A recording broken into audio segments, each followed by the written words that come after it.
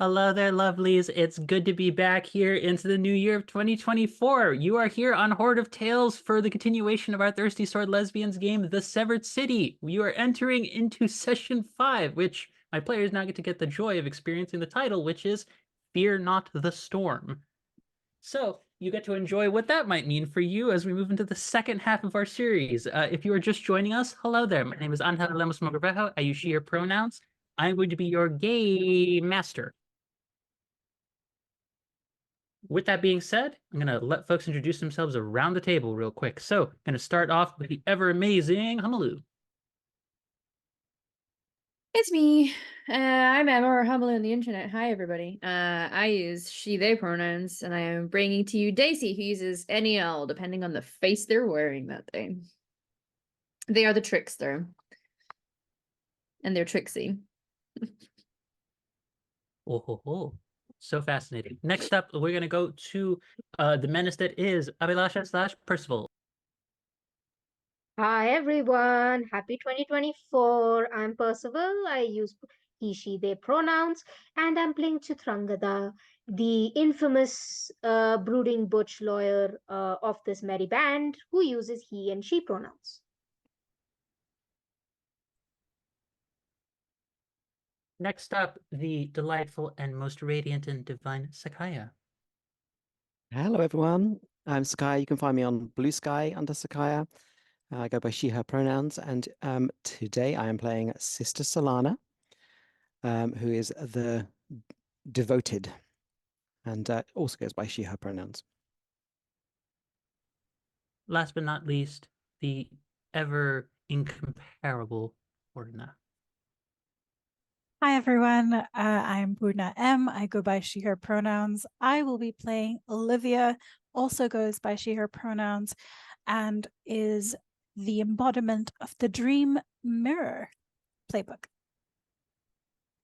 Fantastic. For those of you who don't know, this is a series we've been doing we are going to be doing for a total of 8 sessions. We have passed our halfway point, and oh my lord, there have been so many emotional little reveals, so many bits of flirtation and queer thirst and such. So we're going to keep that vibe going, along with a bit of political intrigue, possibly assassination plots and intrigue and mystery that's happening. And I'm so excited to get back to this game and let y'all explore more of this homebrew world that I've created. So getting back to Backfire for, again, session 5 of Fear Not the Storm. I see our chat is already giving me feedback of maybe needs more gay. Okay, we'll make sure that we increase the gay at an exponential rate. I will take this into consideration. On that note, going to do a quick recap to bring everyone back into our story as, oh my lord, good lord, we have had quite a lot happening. We've had folks investigating a rather tragic and what seems to be planned and coordinated collapse of homes in the lower circle of Backfire, this massive coastal metropolitan city that basically think Waterdeep but more interesting, or the Sword Coast but more interesting because I wrote it and because I have skill. Shots fired. And also there is just a lot more going on here in terms of we have the emotional hangups of our group, who I've lost track of how many of you are interested in one another. There's like 3 or 4 different connections. Most of them seem to be pivoting around Sakaya, or pardon, not Sakaya, Solana. I mean, slip of the tongue. That's me. I mean, also that could be. Wait and find out, everybody. But we have so much of influence of gods for different people in our group. Some who are feeling special with their connection to their god, but wondering, hey, do you care? Are you thinking about other people too? I mean, it's fine if you are, but you know, I'm the special one, right? And not getting an answer. Folks who are receiving the most tender of mom hugs from a goddess that they thought was that they were disappointing. And then, you know, the king in yellow showing up and being like, listen here, motherfucker, you will believe in yourself.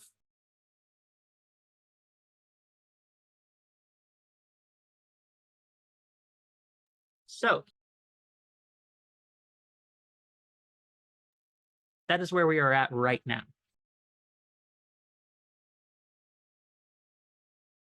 My fantastic party. What are y'all doing now? What is this next morning after processing all of these things like for all of you? Are you back at the center, or is anyone at their home first? What's going on? I'm going to start with all of you to pick us back up and throw us into the queer mess that is all of your lives in the severed city. So, who would like to take the initiative here? One of you must do so. One of you must at least pretend to be a top. I would just like to say processing in this economy. Don't be ridiculous. Daisy is staying at the center, but likely has spent a lot of time in their room. They've been a little disconnected and had a lot to process. So, you know, they found some snacks and hang out there. Occasionally they'll like wander down to go and get food and sit and like speak with the two lovely ladies that run this place. I think Olivia would have after because Stacey and Olivia were having ice cream at the end of their session.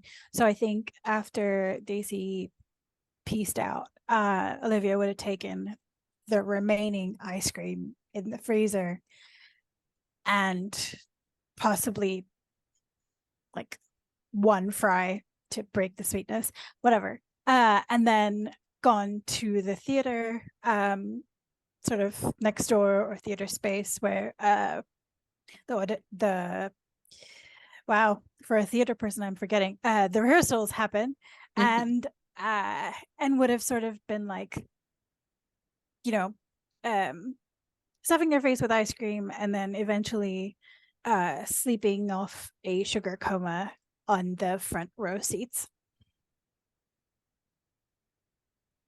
Also, maybe hiding? It's not clear. Not hiding. You can't be this close to a stage and hiding. That's crazy. How dare you? Maybe you're hiding. You ever thought of that?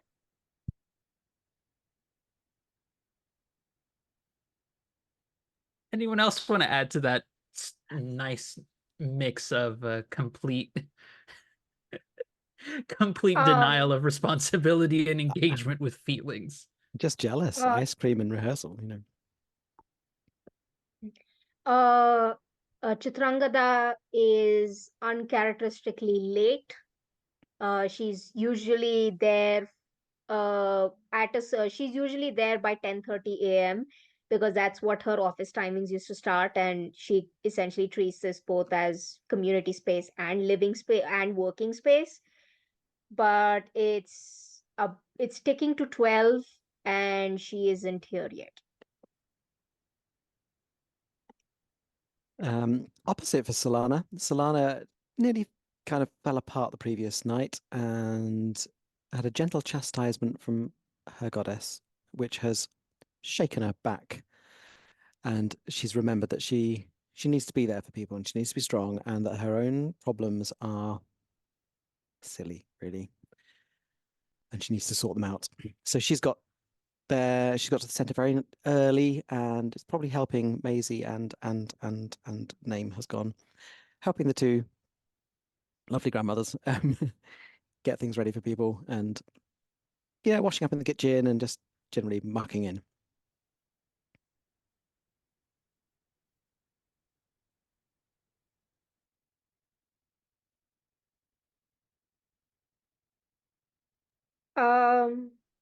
Okay, wait, everyone's gone, right? Okay.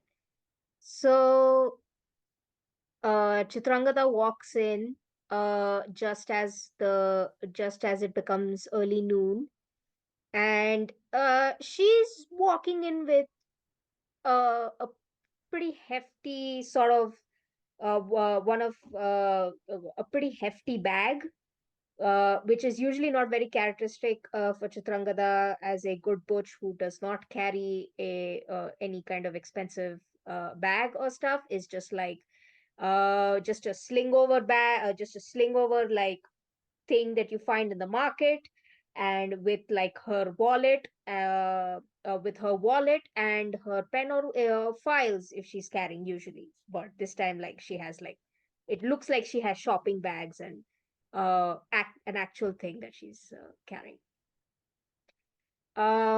And Chitrangada likes to be. This is emotional war, so she's kind of dressed in this sort of in a very neat, posh suit that she spent all morning kind of like getting ready, ironing properly, making sure it's neat as hell, and this sort of very sleek, uh, uh, red-breasted suit with a little like neat little handkerchief that's like she went the extra mile and was like, no, no, I have to have the neat little handkerchief. I have to put on my best face. So like, proper like glistening maroon suit, black trousers, and hair all kind of in a coif back.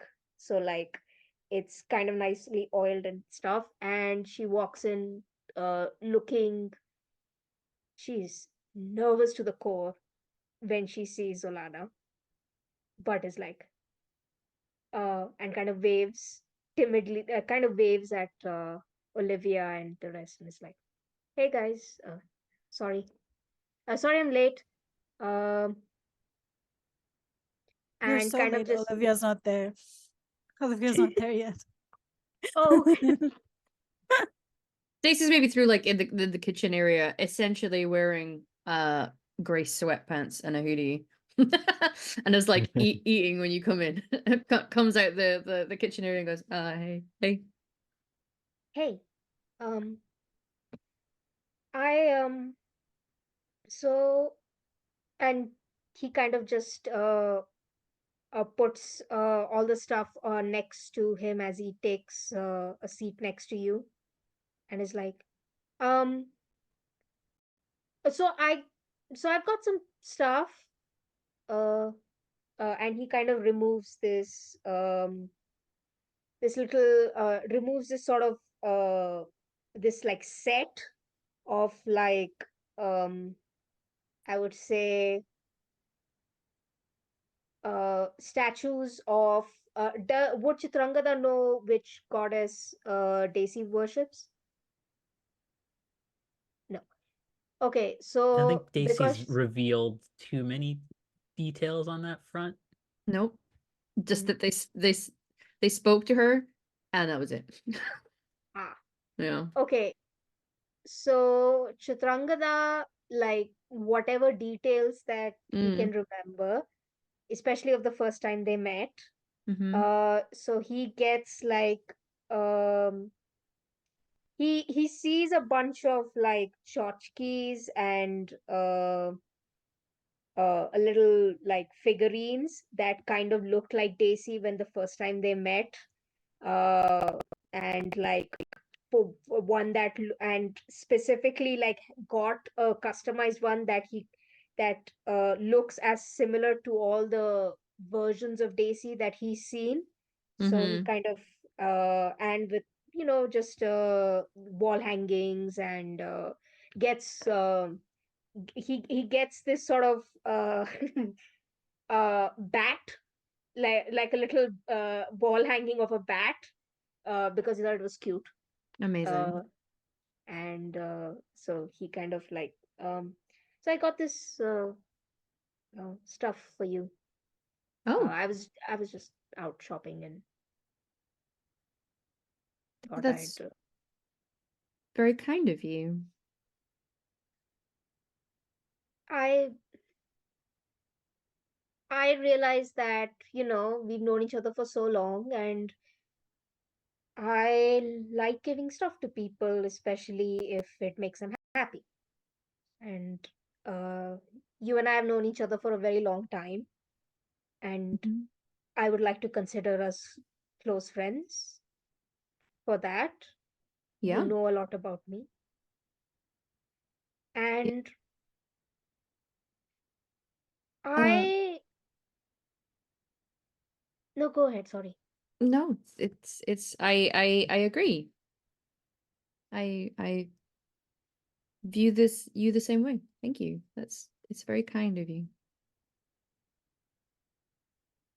Yeah. So I just wanted to kind of mention something. Hmm. And uh, I know that we'd had a conversation and things might have gotten a bit too close, a bit emotional. Uh, Oh and yeah. no, that's fine. Like, uh, it's fine. I know that I may have come on a little too strong.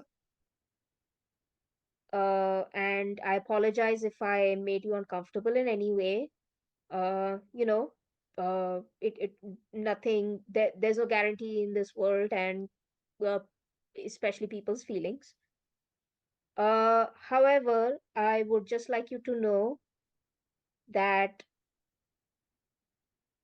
those feelings of mine are mine to deal with, and my friendship is unconditional, and so is my support in everything. Mm. Yeah, I wanted to apologize about what happened that day. I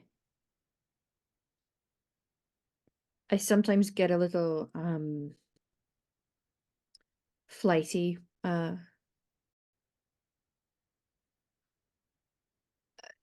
Mm, just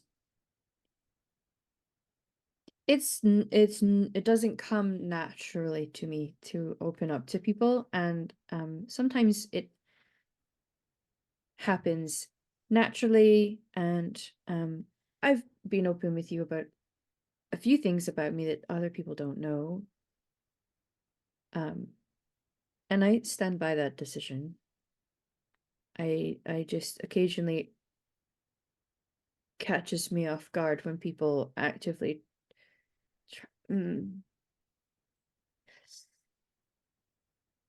it wasn't, you didn't do anything wrong.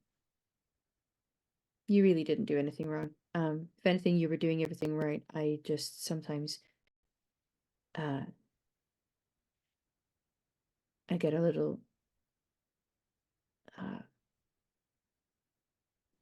scared, I guess. I don't know. It's not a rational thing. I can't control it when it happens.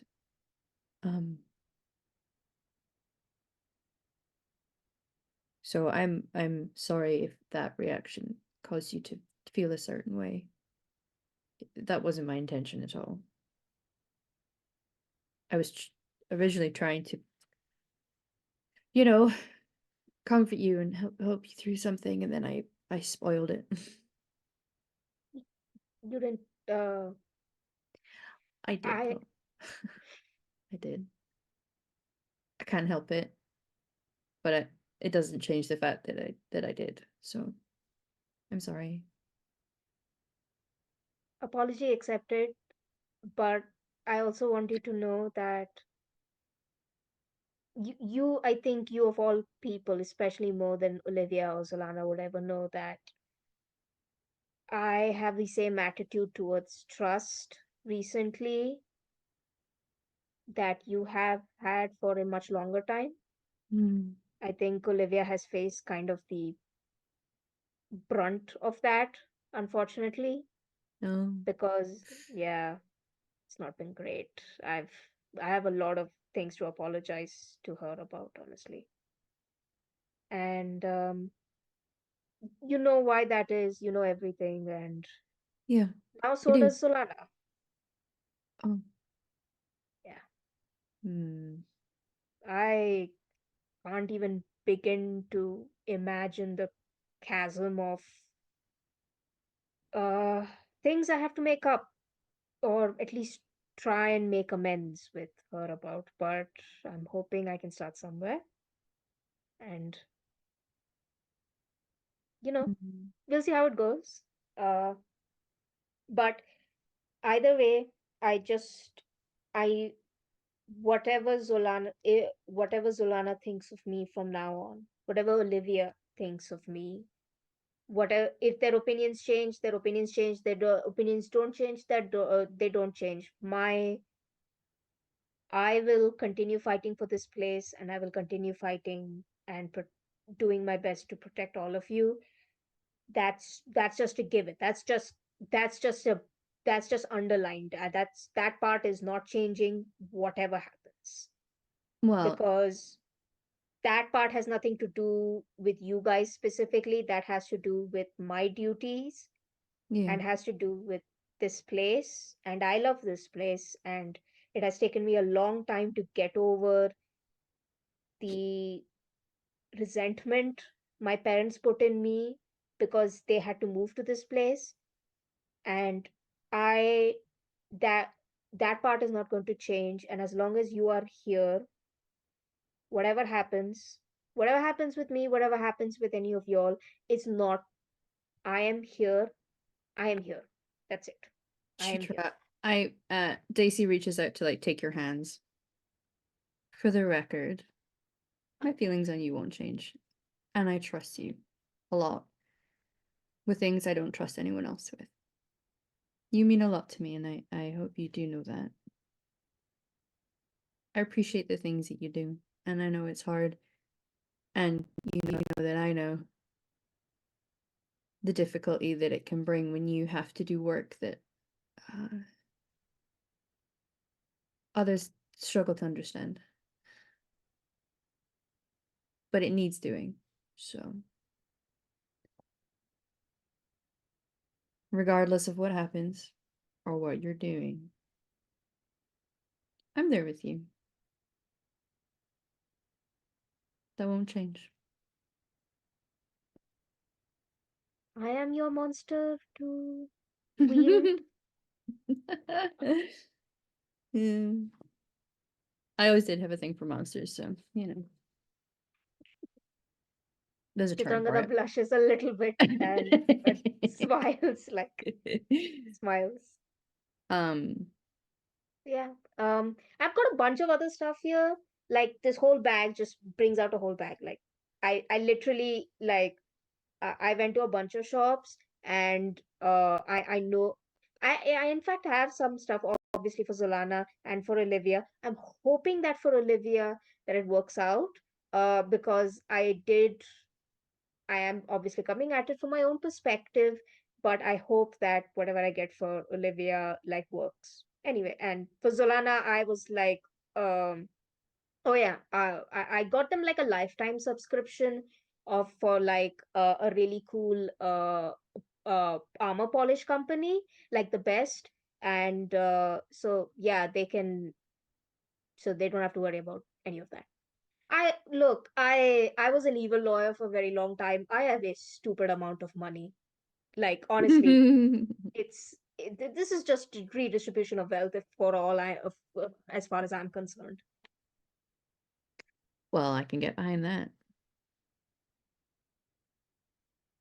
If I can And help in any way with what you're trying to do, let me know. of course. Um yeah, I think we have a I think on business. We I'm still concerned about the other hits that have been put out, and one especially on. And Yeah. what's the purpose here? Because I feel like some of the people that they have put out a hit on, it's not going to work, especially if it's just like, oh, I don't think it one matters lesser. if it works. I think what matters is that it looks like people from that lower region are doing it, so that people have a reason to distrust them. That's the story that he's spinning. I did get some confirmation on that. And I have a contact, and Daisy smirks a little, that's looking into things for me. So Chitrangada does not miss that, and and kind of just like stores that information for later, Hmm. just because, interesting. Okay. So yeah, what I'm concerned about is that this is not just a one person who made conspiracy. Like, news is one thing. He'll get easy publicity. People will be buying his stupid goddamn will be listening to him, tuning into him as much. He'll easily sell one of his big It's testosterone companies yeah. products that I, they sponsor him. I think it's more it is him controlling the narrative about how most people feel so that he looks like knight in shining armor when he's down there providing the assistance that he has been. He's controlling the narrative on both sides. It's about power. But he can't be the only one who's going to enjoy that power. Do you think? Oh, sure. I mean, I don't know. He's maybe just one of the heads of a snake, but I think he's the one that we know about. So we operate under that, and then if we discover more information, then great. He's definitely there, and I feel like he's very deliberately the face of it. But Yeah. I also think that the money can't fully be coming from him. I know that I know that maybe on some level I am projecting, or maybe I am being overly suspicious or paranoid on Wilhelmina's intentions.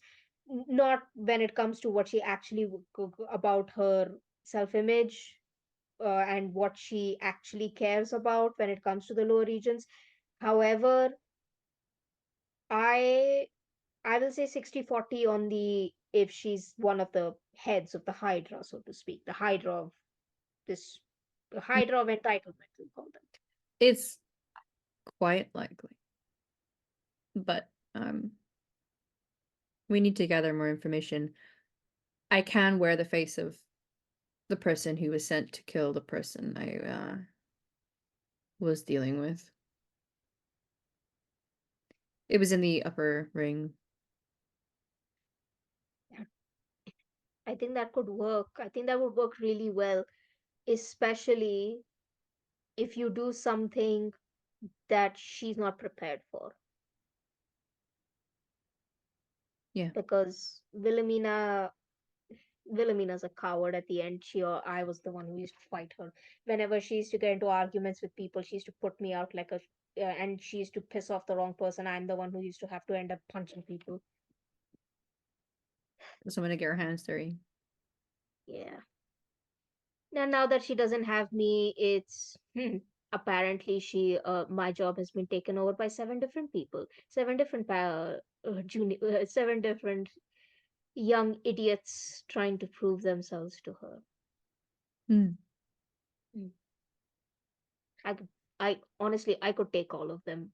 Like, this is just me being petty, but I could take all of them. It's fine. Pettiness, you know what? Sometimes is called for. If she doesn't want to get her hands dirty, I say we just take her hands. Oh, Is that a bit too no, dark? no. I was in fact thinking of kneecaps. Oh, I will not yeah. lie. I have But can you absolutely. imagine her trying to like do her love with no hands? Oh no, she fights like no. This is how she fights. She fights like, when you're trying to fight a sibling. Like, Hmm. I've never had siblings, but I've No. seen, like, when I used to play with my friends, they used to fight with their siblings like this, like just I slapping have at seen them. people fight that way though. Yeah. Like Okay. just slapping and kicking randomly. Like, she had no finesse. There was no skill involved. It was Okay. it which is why she always preferred, out talking or out arguing or out crying someone, quite frankly. She was Yeah, I tried multiple times to try to show how to throw a punch, but her nails, they were just painted. I could not. We need to when we talk as a group and figure out what we're gonna do, I think what we need to address is that if we are going after her and if I'm using a face, she used my real name when I was at the courthouse that day. Oh yeah. Okay. Oh, So I don't know what that means, but it feels like a problem. Number of Mhm. assumptions happening here between the two of you is just chef's kiss. I just want to note that as your GM. Carry on. Yeah. So it's something to bear in mind when we are strategizing. maybe and She's maybe just noticed a pattern and I can just start using faces she's not seen before. But or maybe you don't come to Wilhelmina's office. no, I I always miss don't out on the fun. I Also, to be quick point fair, of clarification: it's Guillermina, not Wilhelmina. Guillermina. Oh, sorry, Guillermina. Mm-hmm. I I needed that clarification. I was like, "Who the hell are you talking about, Avi?" I I'm so swear. confused. It's been weeks, and my brain is cheese. Yeah. Anyway, Look, She's your lesbian lawyer. You helped I create the femme lesbian terror. You should be aware of this. Bear in mind your butch duties. You should remember the femme. well, on that note, I feel like you've got your redistribution of wealth to go and enjoy. I'm gonna continue sitting here eating some feelings, but I look forward to us all coming together and strategizing. sounds good. Do you know where Olivia is by any chance? No. We were up quite late eating ice cream and having some emotional exposition with each other for a while, and then I went up to bed and she I don't know. That's relatable. I kind of had that, but it's less emotional exposition, more emotional scour. You know that scene? There was a book I read as a child where this child who had been like this snot-nosed brat for so long got turned into a dragon, and then as a curse, and then learned how to be better, and then when the lion god of this land finally found him, he kind of took his big claws and kind of scratched the scales off of him until he was human again as a reward. I think that's what happened to me, but like emotionally. Ooh, some exfoliation was going on. Emotional exfoliation. Yeah, Okay. with I my can dig goddess that. herself, with Oh, Septis herself. God, yeah, Yeah, you that know what? The was gods are really, yeah. Interesting, huh? At that yeah. point, at that point, Olivia waltzes in. Like there's no, obviously the ice cream cartons have been disposed of, but but like she is clearly in the same clothes she was wearing yesterday, and sort of walks in, like hands like in her pockets, kind of like slouchy, whatever, like trying to make herself smaller. Comes into the room, sees Daisy, sees Chitra, goes, considers whether there's time to back out of the room and go change. Listen, I'm in sweats, girl. You good? Oh, It is at hi, about that Olivia. moment where you are trying to back out that you hear a familiar short voice speak to you. I either figure out if you're going to go in or you're gonna stay out. It's like being open with your sexuality. Either just flagrant display or be in the closet. Figure out one or the other. What an enlightened view. I'm gonna sit down. It's You just like, Chitrangada looks behind Olivia just for a second and is looking at her. Which one of them is this? Which one of the lovely old lesbians is this one? No, Angela, that was an actual question. It will be Macy. Okay. Looks back and says, Macy, when you gave me that advice as a teenager, that just made me cry. You cried? Olivia looks at you like, that seems sus. You're a lawyer. You don't cry. Tough love. Crocodile tears, you know? And she Yeah. kind of grins in this smart ass smirk, like, yo, it was totally crocodile tears. I was funny. You would not imagine someone raised by two lesbians growing up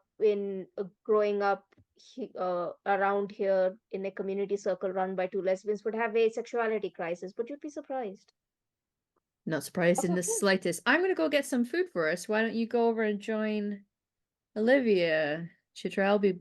Oh, see you look, back. I should get some coffee. Like Olivia starts to get up. Oh, Be like, Olivia, I actually, and it kind of just very, very like kind of scrambles and it's like, I actually have something for you. oh, that's so unnecessary. What is it? Okay. So my initial idea, now this is me out of character. My initial idea was that Chitrangada thinks of like some like art supplies or like something like theater, something theatrical based, theater performance, something that Olivia could need.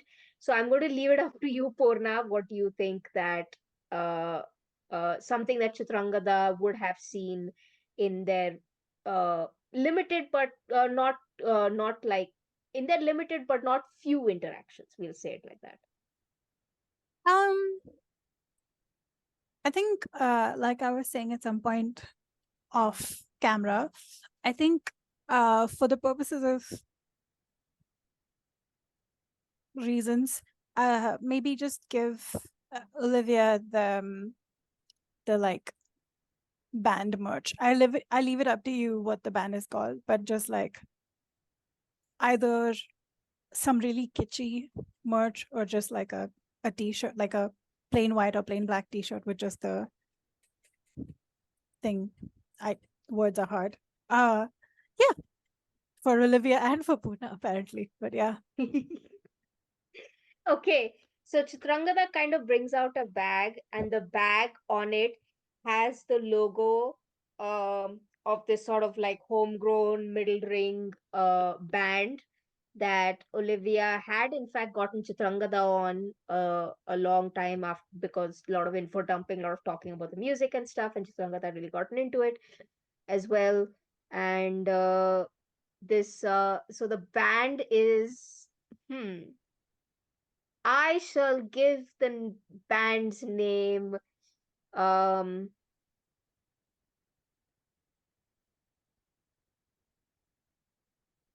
shall call it the Asuras and the Devas.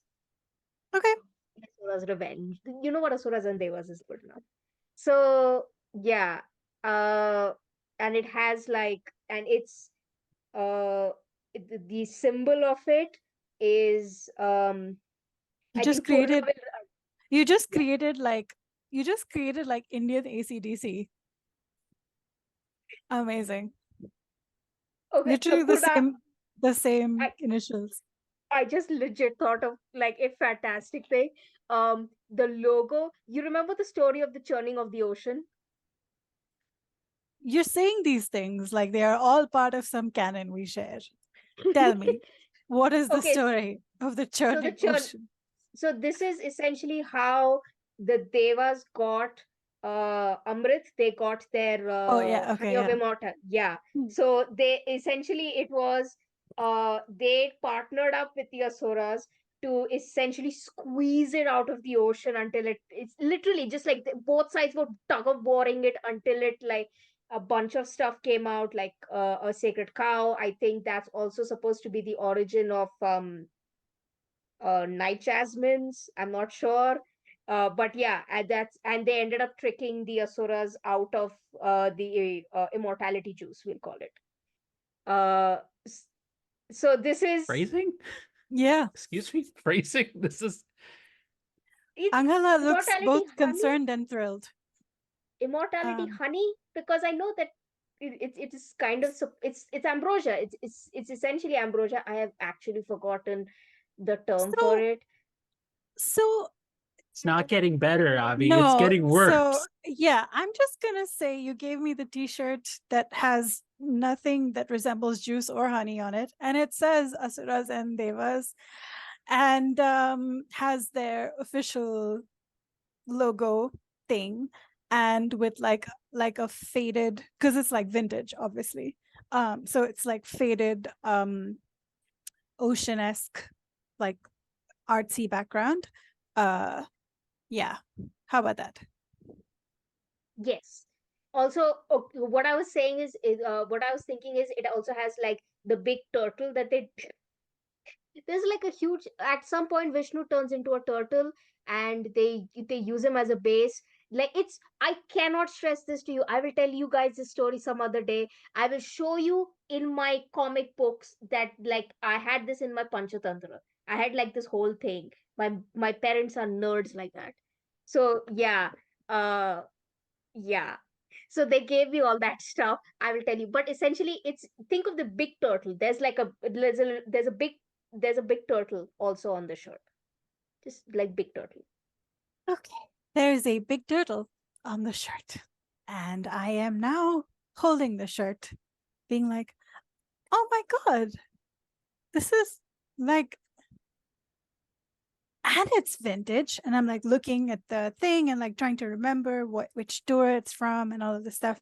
And I'm just like, this must have been, this is too much. Chitra, I don't know if I can accept such a, you realize there is no way I can afford to No, reciprocate. it's a gift. It's it's a gift for a friend. Yeah. You're my friend, and um, I I want to show you that I do see you, and I do trust you, and I consider you a genuine friend. And this is kind of how, honestly, this is where my mind went to, because I trip over my words way too often to like not screw this up without acts of something act. If I don't, if I this is essentially my solution to not screwing it up verbally. Okay. Well, look, you didn't have to do this, but the only reason I will agree to keep it is because there is no way I would be able to afford their merch on my own. But thank you. This is lovely. You will see me in it all the time. Thank you. And like, so because it's like the common room, and because it's like, nobody, Olivia is gonna, Zolana's not in the room, right? I'm in the kitchen. Okay. So sort of Olivia is gonna turn around, check that nobody's watching, and whip off the top that she's been wearing all night and put on the t-shirt. Chitrangada turns away when Olivia's like, oh, okay, sorry. Just kind of turns away. I assume Daisy's looking with rapt attention. Daisy comes over with the coffee that they were getting and the food, but they were like waiting in the wings, being like, "Is this going okay? Is this okay?" And when it seems like everything's going well, I'll slide into the booth and put the coffee down and be like, "A nice t-shirt." isn't it? And like Mm. Olivia's like oblivious of like any checking out that may or may not be happening. It's just like, right? And just like looks down, just like, Oh, Chitrangada kind of peeks and is like, "Oh, okay, it's safe to turn." Yeah, And it's you're like, fine now. it's like kind of, you look awesome. Like this shirt, this shirt is. I knew I'd gotten the correct size. I knew it. I already. look at how nicely it fits. And just like Olivia's just like turning and just like, What a kind gift. You're so thoughtful, Chitrangada. If you look, the only reason I don't give you clothes is because I'm never quite because you expressly told me not to at one point. But Yeah, I can just kind of, and like they'll look around to make sure no one else is looking as well, and then just not the face or the hair, but the outfit will just kind of change. Yeah, we good. So They're in they're more like they're actually dressed for going out now with the shirt, collar pop, and everything. and like Olivia, you can tell is kind of like nerding out over the shirt and just like remembering things from that tour because this is like a concert that she had attended. So just kind of like takes a sip of the coffee that you got, Daisy, and then sort of like bounces around the common areas to be like, look what Titra got me, and just I'm like just gonna look at Chitra and just give a slow round of applause. Good job, well done, well done. And so like Olivia's gonna bounce up to Zalana and be like, Zalana, hey, you look at the t-shirt. This is Chitra got me this. That's your band. That's amazing. Yeah. there's more stuff in the bag. Like there's a poster, and I managed to get hold. I don't know why, but I actually went into a vintage shop and someone had sold their autographed copy of like a vintage CD. And I don't understand. And I got it for real cheap. I don't think the guy was like the guy was like the shop owner was playing show tunes. He had no idea about this band, so he like sold it to me for pretty cheap. But like it's all in the bag. The whole bag is yours. There is such an impish part of me right now that just wants to be like, I'm sorry, but in this fantasy world, we don't have CDs. We stopped at 8-track or something. Yeah. Carry Vinyl on. only. Yeah. I was about to say, is Olivia a vinyl gal? Understand. Is Olivia I was- vinyl only? Or does it I was count? like, should I go CD? Should I go vinyl? Now which way would be funnier? But like the thing that came out of my mouth was CD. I mean, I think it's more that Olivia, I don't think can afford to be a vinyl gal. I'm sure that's the I'm aspiration. a vinyl gal at heart, just not in my wallet. Exactly. Instead of actually having like a full vinyl record player, she just found an artist friend who knows a little bit about magic and has gotten like the actual like a rotating blade to hold a record and create the actual like needle like reading the record on its own. It's like the cheap poor person's version of getting a vinyl player. Yep. Next, Does it go through vinyls way more quickly than I'd like? Yes. Is it a problem? Also, yes. Am I going to be able to afford a solution at some point?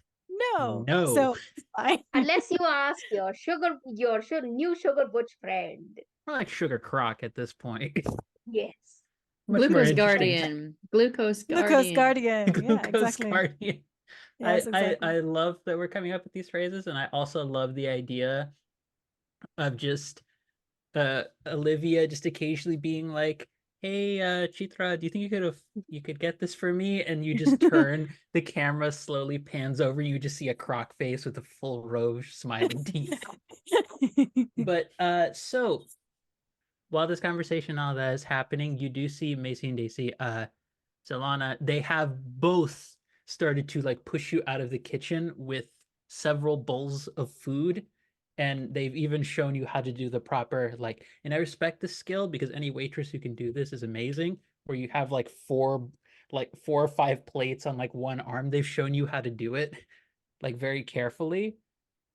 It for you benefit to start us off correctly for the new year with a delightful food description.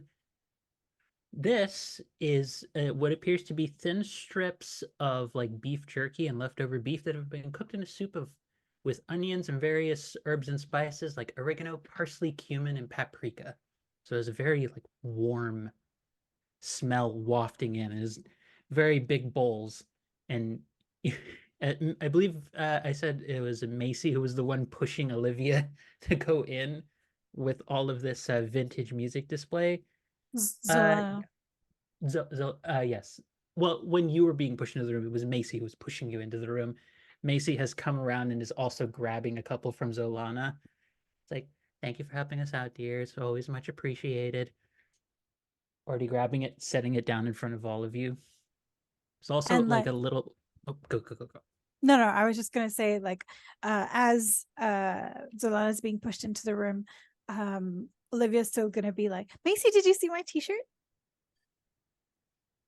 Yes, dear. That's fantastic. I knew the band that originally became that one. It was very fantastic. And you've never heard her talk about any music interest or anything of that sort? Oh my god, are you a godhead? I dear, I know terms far older than that. I don't know why that was threatening, but cool. Okay. That was not intentional. That was on the person, not the Oh, character. sorry. That was Is meant to be Macy more a secret condescending badass? and threatening. No. I know that it was supposed to be condescending, but it's just like Olivia would look at Macy and she's like, you said it like I have the wisdom of the ages. And it's just sort of does. like, yeah, I was like, I Don't have tell me you- about the deep lore. I was there when it was I was there when it written. was written. I was there when it was sung and put to the oral landscape that is our world now. And you just see what her an like oral walking landscape out. it is. Yeah, you see her walking out. They could have done with longer solos and much louder. Apparently Macy at least was some sort of metalhead. in Wow. youth. That's Olivia's shocked, not giving up the t-shirt. Just turns around, follows Alana into the common room. I maintain that woman is a scare. Like Chitranga, that kind of is just like open mouth, and then kind of turns to Daisy. I have been tempted many a times to run a background check on that woman. I'm not joking. Why haven't you? I mean, Respect. Hmm. yeah, out of Hmm. respect and being afraid that anyone who the person I pay to talk to actually does know her, and then gets back to her, and then I this is the best place to get like that much meat. Yeah, it's a lot of meat. Well, Plus, you she know, might some complain to my people mother. are better for the mysteries they keep. I know a little something about that. So that note, Solana, you are ushered in by both of the grandmas, one of whom is apparently a former metalhead. So when Solana saw Chitrangada had turned up, the reason she went to the kitchen was to start making Chitrangada's like favorite breakfast. So we're taking all this food out, but she's also got like a special dish that she's put together for Chitra. And Solana's looking very confident today.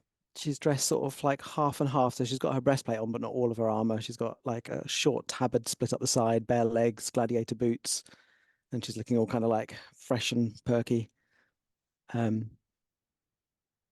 Morning, Daisy. How are you? Well, me, I'm great. I'm really good. I got new gifts. I seen it's a day for gifts, and I'm kind of like passing the meals out, and then I'll put your dish in front of you. I made you your special, Chitra. I owe you a big apology. Chitrangada is just like speechless, like for for what? Uh, I was in fact, um, I was in fact just talking to Daisy, and I can't even begin to uh, truly make amends or apologize for For what? everything I just kind of dumped on you last night. Yeah, and that's the point. You were very, very brave, and I threw it in your face. And I'm really sorry. It took guts. And I've had a lot of time to think about it over the night. And you've got nothing to worry about. That's all in the past. But I do. I, of all the people here, you are the one who was on the wrong end. I mean, we didn't meet authentically. I didn't, I didn't, our relationship, our friendship, everything I have, or most of the things I have told you, have just been me deceiving you. I mean, you have nothing to apologize for. Your reactions, everything about it was, in fact, more, it had more grace than I deserve. I mean, frankly, I would not have been surprised if you'd thrown a punch, if I'm being honest. I would never. And I don't know about Grace. I think, if I remember correctly, I was a snotty mess. But Yeah, you were emotional because someone who you considered a friend told you that they were, that they'd started up this out as a, well, they had betrayed you. That's it's the best way. It's the only definition. I mean, maybe. But it was a long time ago. And you are not that person. And you apologized. And a lot has been going on in that chapel. Chitrangada, Mother Tsuruti, I've followed her blindly for a long time.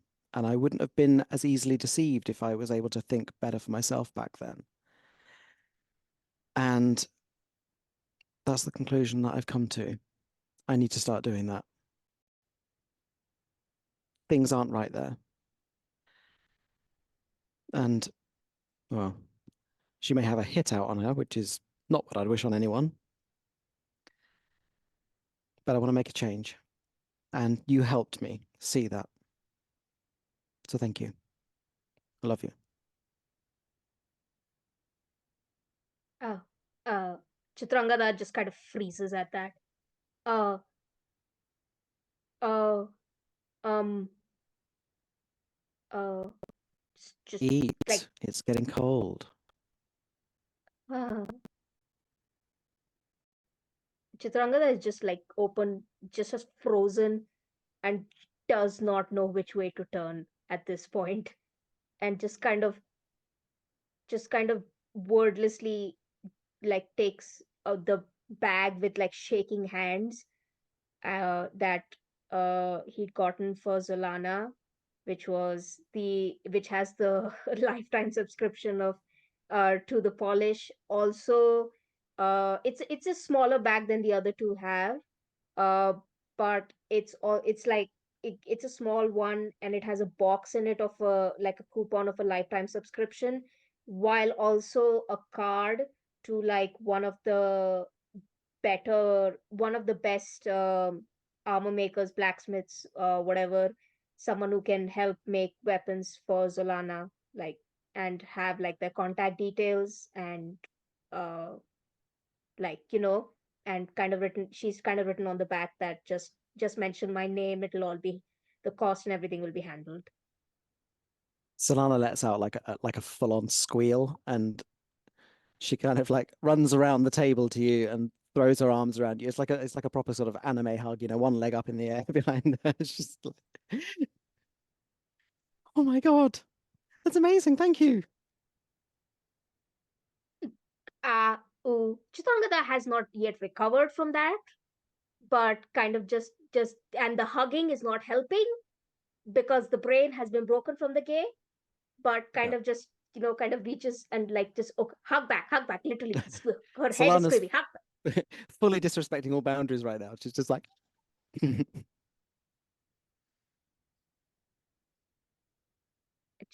just kind of, after Zolana releases her, she kind of sits down and just starts eating in like almost like a just like, oh, I have to eat kind of thing, because her brain has not turned on. She is not doing, she's just following the motions as to, okay, this is what's in front of me right now. Daisy, when you were doing the hug, would have locked eyes with Chitra, giving you a thumbs up and be like, I'm gonna go refill the coffee. To leave them be.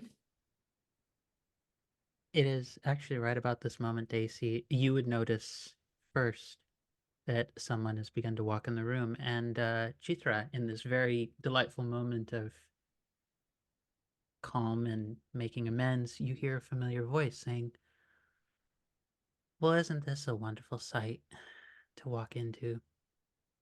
And you would see the very tall, I believe I had described her as half Triton-esque, half Tronic of some other kind, forgetting the other portion, but I knew it was at least partially, definitely a mixed heritage.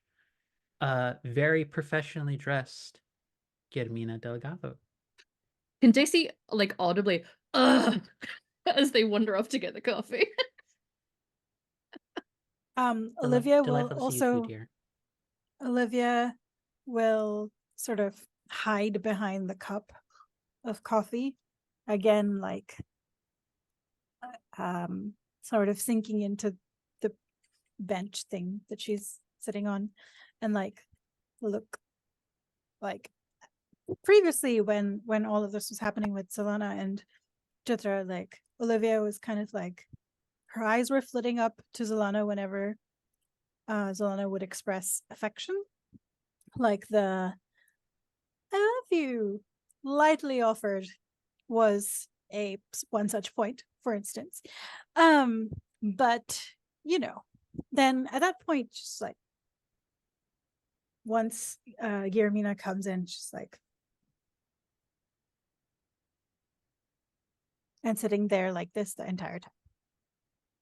Unless Solana's not met Guillermina in game. Do I know her?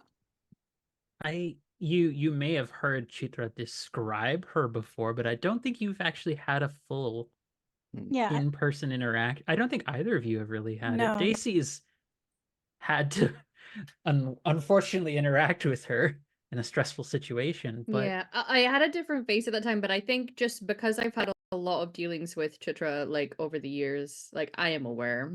I think you are the next most aware, but two of your party like Yeah. have no real sense.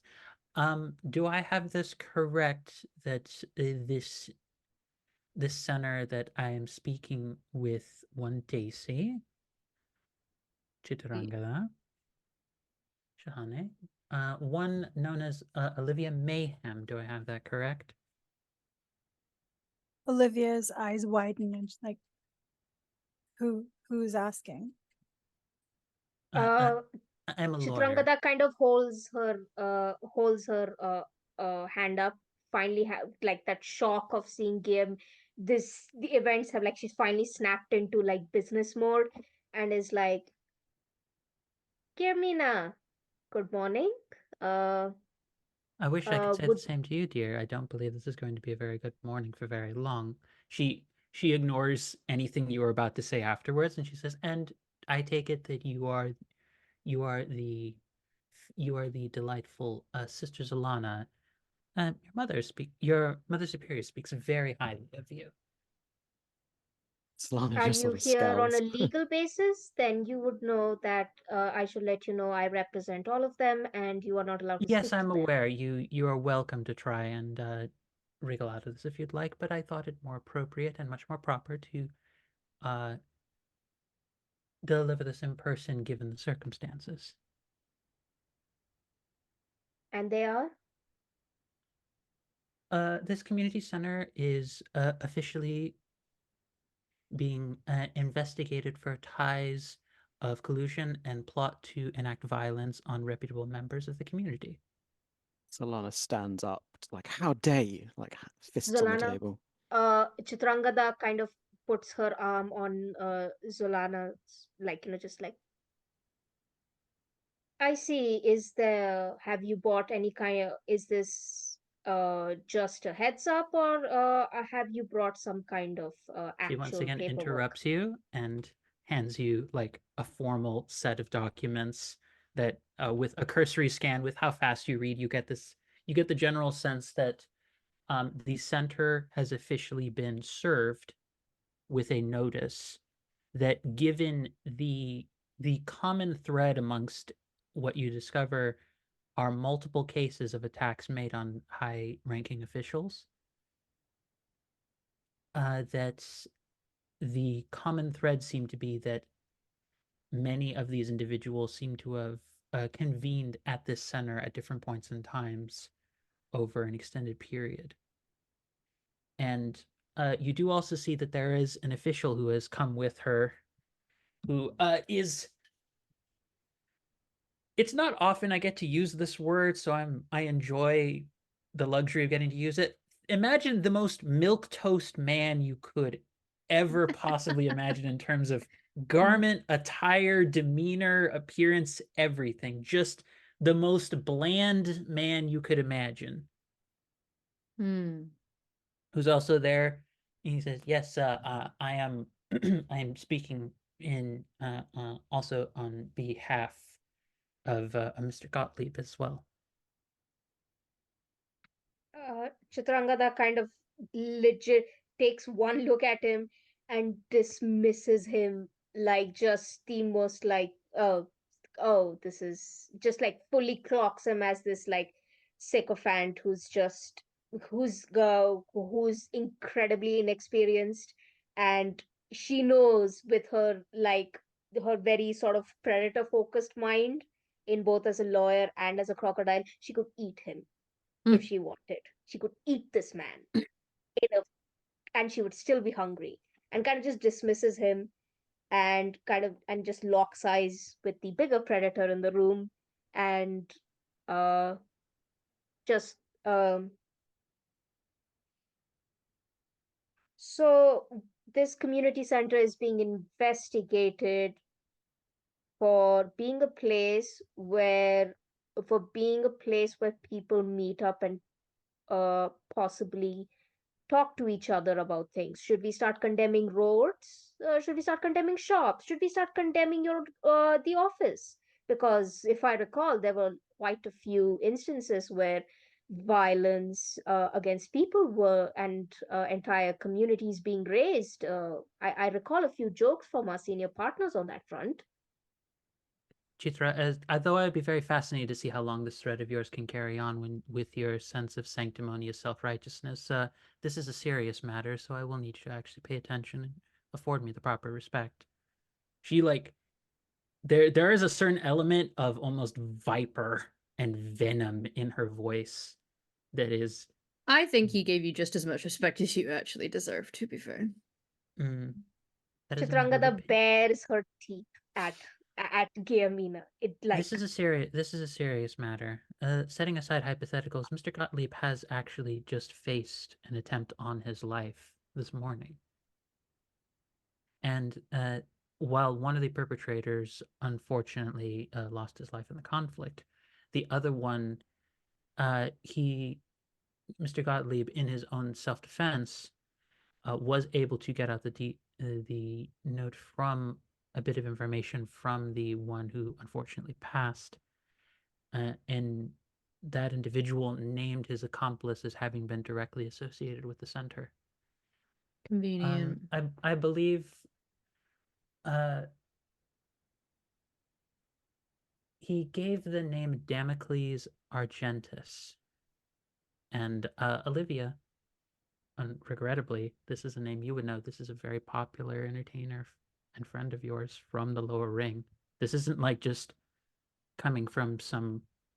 This isn't even just as scattered as some of the very random people from the community. This is like a notable figure in the creative circles that you run in. This is a good friend.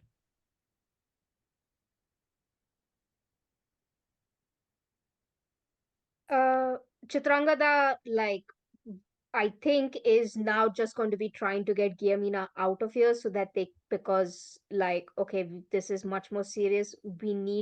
I need a little more time.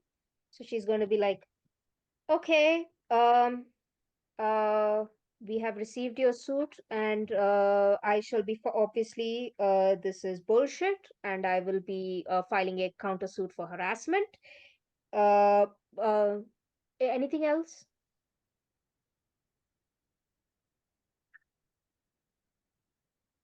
Standard protocol. Should you or any individuals who have been named in the suit or related to the center be found to have left the city in any capacity, then there will be additional claims of harm filed against the center. And in the meantime, the center will be closed on a temporary basis until further investigation can be concluded.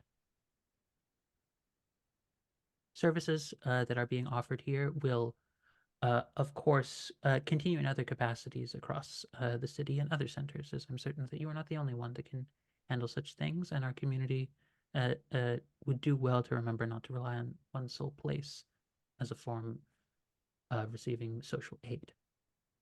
So with that, I wish you well, Mix Shahane, Olivia, Sister Zalana, Daisy. Fare thee well with your day. I will see you in court in approximately a week. And leaves. Jithra, what translate? They're spinning a Please. narrative. But Damocles, Olivia, it's an excuse. They could have literally, it could have been any random. Gottlieb and Giamina care about their image, and they care about the narrative that they're spinning. Yeah, one of the guys sadly lost his life, and the other one just happened to have a bit of evidence that pointed towards here. It's ham-fisted, honestly. Like, They've always resented the community center anyway. This is where a lot of organizing has happened, especially organizing against Giamina's interests. Against, I don't, but what and we've never been friends of Gottlieb, so I don't. These are powerful names that they're throwing. I don't care if they're holding ham in their fist. I don't care if whatever they're holding in their fist. I just want to know how we're going to. What are we going to do? 1 week? we need evidence. I do have someone seeking evidence on him, so hopefully that bears fruit. we need to get to the bottom of the conspiracy, and we need strong evidence. I can possibly tie this up in a few more legalities by suing them for harassment, and suing the for by filing countersuits and stuff. However, the only way that I feel, because this is a vague charge, and vague, this is sort of a this this is this is fucking made up. This is such a vague way to, like, oh, this is a community center and it is being investigated for possibly having people who stayed in it to thread a conspiracy. It is incredibly flimsy, but if it comes to the right judge who who has their own ideas of such places like this, the problem is that they could shut this down for a lot longer. We have the person who tried to attempt the assassination on the person I was with yesterday, and he claimed that he was being paid to do this, paid a lot of money, enough for him to be able to move his family away. So they're preying on people who are desperate and have no other option. But I did see a blade with a type of metal I've only ever seen once before in the hands of one Mr. Gottlieb. Out of curiosity, who is holding on to the paperwork right now? Chitrangada, right, Chitra. is, yeah, I'm just, I have it gripped right now, and she's kind of flipping through it, trying to see what what exactly the wordings and stuff is. So Lana, you would happen to catch in the midst of Chitra moving through the papers that among the list of people who've put forward, who are what might be called, this is my scant knowledge of like legal proceedings and such, those who might be like considered like the plaintiffs in the case, you would see that your mother superior, essentially, or the equivalent of your temple, is among the list of people who've been noted putting forward the claims.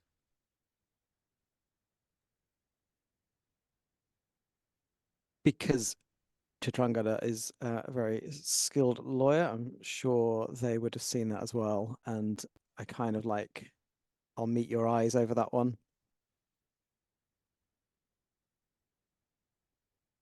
Do you have any idea as to why the Mother Superior would imagine this place to be a danger? I kind of look at each of you in turn. And I'll finish up looking at you, Daisy. I think you're right about a conspiracy. We have to get to the bottom of this because there's a lot of important people involved in this, and we need evidence. It doesn't matter how spurious these charges are, they can make anything stick with these people involved. I don't know why she'd make this claim. I don't know what's in it for them. Angela, just a question. As Chitrangada is reading this, are the plaintiffs' names the names of the people who we know are being targeted?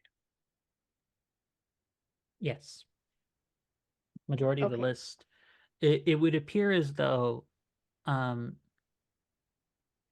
because you did not happen to take note of the other fellow, the bland man who was also in the room, he would inform you that Mr. Gottlieb is among a list of individuals who are currently receiving healing services in response to the attack that he has received on his person this morning. Is my contact on that list? No. But there's a lot of reasons why that could be. Yeah. I mean, they've set themselves up as targets, haven't they, for Yes. pity and cover. And they've filed the suit before most of the attacks have taken place. Before most of the attacks that you were aware of up until this morning. There may have been more happening while you were discussing. Mm-hmm. I need to get to the chapel. This has been in the works for a while. If these predators, like, they are always out for themselves, and something about the community center, something that is the goal end of this conspiracy, of this suit, of the attacks, something they have in common. They have a common interest, not, and it can't just be villainizing the lower ring. They're like, neither the upper or the middle ring, sadly enough, need that kind of serious push. Is it They perhaps never that have. their performative means of supporting people who need it is undermined by people who just want to help for the sake of helping?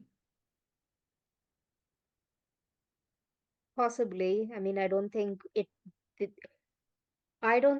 they quite understand, or at least I know Guillermina has never quite has always struggled with the concept of Common decency? selflessness.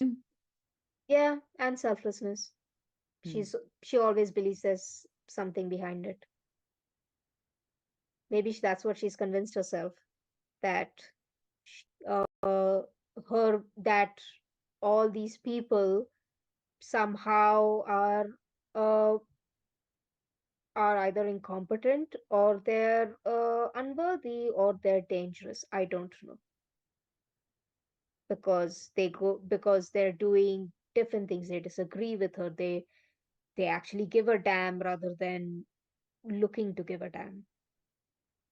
They don't care about self-image.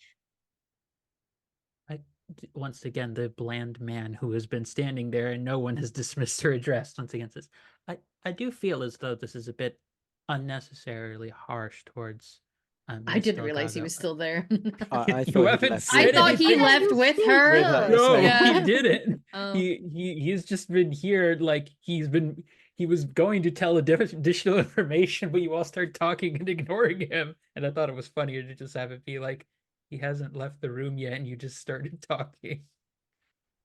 This is how little you care about this man's presence. Is there a reason why you're standing here? Like Chitrangada finally notices, like, yes. The food smelled quite delicious. Are you still doing lunch services here by any chance? Leave. Fair enough. I will, on behalf of Mr. Gottlieb, we wish you well in any of your Just legal proceedings. go. What's your Just name? go. I'm Christopher. My name is Christopher Matthews. And what are you to Mr. Gottlieb? You're toast. Did you just say milk toast or your toast? You're toast.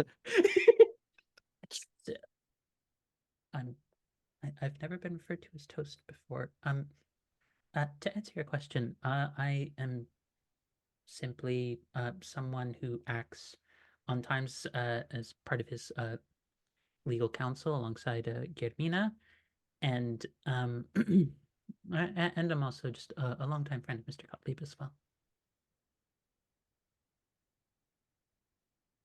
I see. I'm sensing he's like fully aware that there are many eyes on him, two of them belonging to You know- someone with a pair of croc teeth. As tales unfold, as history is told, the gods always remember which side we stand on. Well, I've always been one to wonder how much influence they really have on our lives on an everyday basis, you know? I look forward to Start you finding wondering. out. I so look forward to you finding out, my friend. That's gonna be Chitrangada delicious. bares her teeth way harder and takes Starts takes a walking a away huge very chunk of the leg. quickly. It's like, oh dear, I found myself screwed. Daisy, Yeah. could you Yeah. follow him just outside? Oh, Just- sure. just Yeah, check I where can do he that goes. as well. Yeah, right. Give me a minute, and I'm gonna duck into a space to turn into a different persona so that I can start following him. I'm actually going to. I am actually, as I'm walking past, does he happen to be wearing anything that I could try and like slip off of him, like a little glove or a neckerchief or something hanging out of a pocket or a He does scarf? seem to have what looks as though it's a small little notebook or ledger that he's keeping in a side jacket pocket. I'm going to try to use deft fingers and sidle up to take that from him. Read me your move, my love. Tell me what wonders are you hoping to enact on When me? you filch something from a person, I have to roll plus grace. Depending on the number, I either choose 2 or choose 1 from the following. The item reveals a secret love or vulnerability. The item creates an opportunity, such as a map, key, or note, or the person doesn't know you took it.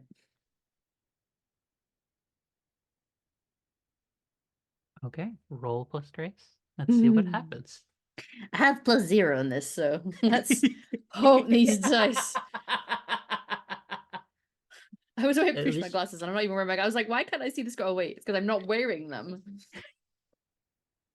Okay. I mean, if it makes you feel better, the current state of my glasses is such that they will not be worn for a period of time. Oh, rest in peace. Rest in pieces. That was an 8, which is not Was an 8? bad. Okay. I can wait. I choose 1. Is it more important that I think it's more important that he doesn't know that I took it. Okay. Yeah, I'm going to because I could do the creating an opportunity, but it does mean he would know that we have it. What do we think, guys? More useful or more messy?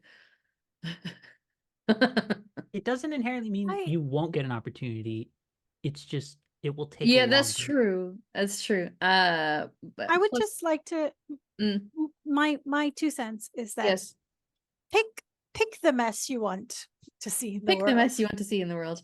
Own your mess. I'm going to take the one where he doesn't know that I have it, because mostly I just want something from him so that I can play the part and have a very excellent disguise as him when I so choose. But Okay. if I can get it, then yeah, I will dive back into the crowd. And eventually make my way back to the community center, but I'll take a long way around just in case. You get a little bit of ways before you start hearing steps running behind you. It's like, wait a minute, they've taken something from me. Oh, stop! Oh no, I took the one, so he doesn't know I took something. Oh, he from doesn't him. know. Sorry. Yeah, no. The Sorry. person doesn't know you took it. You hear some bit of way. It's like, where's my book? Where's my journal? Oh no, he doesn't know. He doesn't know who took it. He's just like Yeah. looking around the crowd, and he's like, "Ah, dear." It's a very pathetic looking man. I just want Mr. to Golling's emphasize. gonna be so upset with me. Pretty much. He has big oh dear, and I was 2 days Oh away from dear. retirement energy. He has Yeah, a lot well, of that. Get kinda energy. wrecked. Daisy has no sympathy for this person. Yeah, they'll take the long way around and come in through like a back door and like shift forms again as they do so, and then hop back through and sit down with everyone. I got something very useful. Oh, fantastic. I always knew. I always knew that you were, well, my little filcher. I have my uses. It meant that I couldn't follow him for too terribly long, but I feel like this might be more useful. And slide over his notebook in such a way as it's like sitting behind some things that are on the table so that they can see it, but people that are in the center itself can't necessarily see what it is on the table.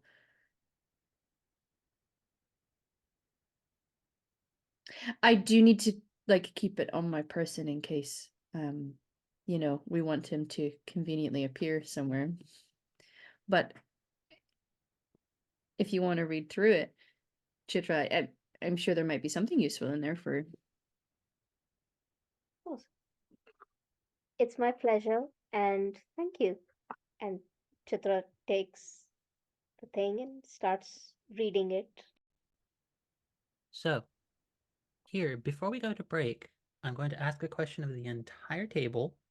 And just, you don't have to give like a strong answer or a fully defined answer, but I would like one to know for the second half of our session of you have a day ahead of you. Your center has just been served. You do hear Macy and Aisha in the kitchen grumbling very loudly with each other. And for once, they're not fighting with each other.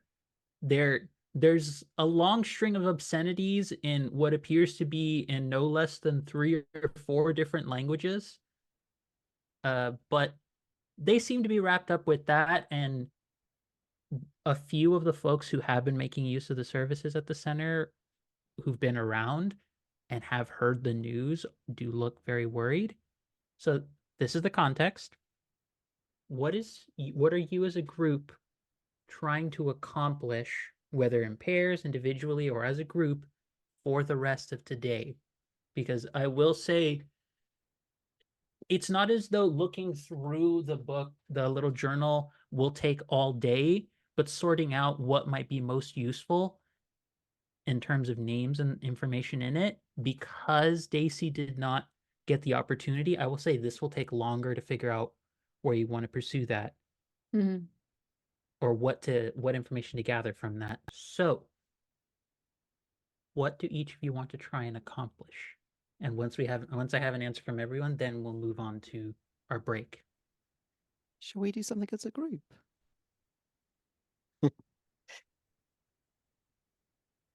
Mhm. So I mean, I think we should definitely do something as a group, but I think we should also, like, what's the highest reward action we can take immediately versus what can wait in terms of investigation? Like, what is something that's is a time bound thing? Is there something we can do that will either help us investigate or mitigate whatever harm is going to happen? So for instance, does Chitra need to go and like countersue immediately? I don't know. I mean, any lawyers potentially ever watching this is probably going to be like, takes longer than a minute. But anyway, yeah. So potentially that, or yeah. I could try to organize a meeting for everyone with Cordelia. That would be so interesting. Maybe not where I met Cordelia, but I could organize a meeting. Listen, I will top all of you if necessary. Anyways, carrying on. Yeah, so what do we think is going to be the most, like, the highest reward in investigation? Need to go for someone big. We were going to try and meet with Gottlieb at one point, weren't we? Yeah, Didn't that's happen. what I was thinking. You yeah. still could check on him in essentially the hospital, the healing center. Yeah, essentially, I'm thinking, because the whole point of asking for a T-shirt, like famous band merch thing, was to use my new move, where I can be like, oh look, we're all part of the same cool, like, group that goes for concerts and buys cool merch, something, I don't know, or buys vintage stuff for high prices. Yeah, my idea for that would for Chitra would be to like start actively using whatever sources that she has, actually going and talking to junior lawyers that would still speak to her, would still see her as one of their own, in Giamina's office, and kind of just try and get as much information as to who has been there, and what they have overheard, because like there must be a lot of gossip going on. Just getting a hold of the gossip. Also, Chitrangada would want to visit Gottlieb and kind of, let's say, drop hints that Chitra's sort of turn to the good side is not as authentic, and I am willing to use one of my moves for that, which is always suspect. So like just visit and try and make Gottlieb think that this is all just a front. Like she could not reasonably pull this off with Giamina, but she's hoping that she can leverage Gottlieb not being able to read her as well. Are you planning on being alone for those scenes? I think she's going to take Daisy with her just as lookout, because she's trying to keep everyone informed and involved. But she's going to ask Daisy not to like be in the room, just because it's a lot harder. It's a lot easier to tap in on the, let's say, darker sides of you when you're not in front of a friend who you are actively trying not to, who you are in front of a friend who reminds you that you have changed, or you are trying your best to change.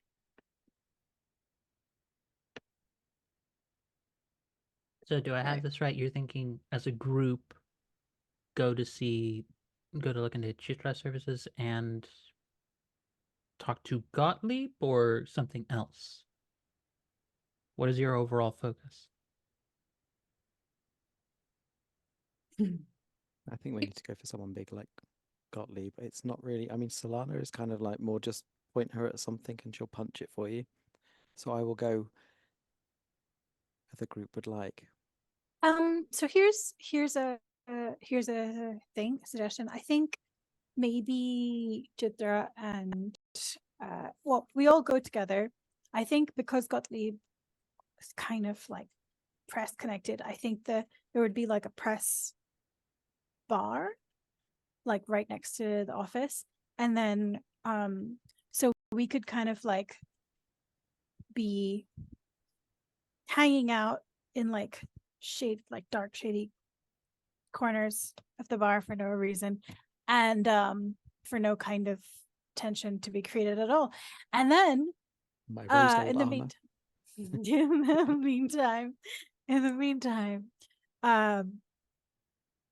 Daisy and Chitrangada could go talk to Gottlieb and do their stuff, and then if he were to try and slink away, then we could step out of the shadows. Yep, that works. Okay. With the group having a plan to go bar hopping, not the without the hopping part, just bar enjoyment and entertainment, and a conversation with one now injured Sydney Gottlieb. That is where we're going to take our break, folks. We'll be back in about 5-10 minutes, and we will see you all shortly as more queer mischief happens. And I'm sure chaos and community impact events will surely follow from that. So we'll see you real soon. Hello there, everybody. It is good to be back for our second half of our 5th session Thirsty Sword Lesbians series here at Horde of Tales. Our group has just had a rather distressing lawsuit brought against their community center, with risk to the center including a shutdown in services, all being moved to other places that they don't need to go because there's more of an immediate need here. But in response to that, and in response to the filching of a personal item from the Milk Bland Toast Man, who was named Christopher, and not because I couldn't think of any more bland name than thinking about MCU men's names, we will carry on with the party's plan, which was that looking to have a discussion with one injured Sydney Gottlieb, the head of the local media mogul head who's in charge of various publications and such in the area, who seemed to have been attacked this morning. So, folks, what is sort of how you're going to go about this? Are you, because you are, if you ask around, you probably could figure out where he is currently like being taken care of, but what is your goal here right now? What is your main focus you're going to do right in this second? I believe Chitra is aiming to get in to have a conversation with him somewhat quietly, but okay with Daisy being in earshot. Daisy has put on Daisy as a face, the small little blue tiefling lad, because that persona frequently goes between all of the different layers of the city, because they get hired on for odd jobs and doing such like. So it wouldn't be out of place for him to just be here doing something for someone, or working. So I'll be trying to tail wherever Chitra is going, and finding convenient or subtle or hidden places to be, so that I can keep an ear out while Chitra does what he has to do. I got his back. Little Daisy.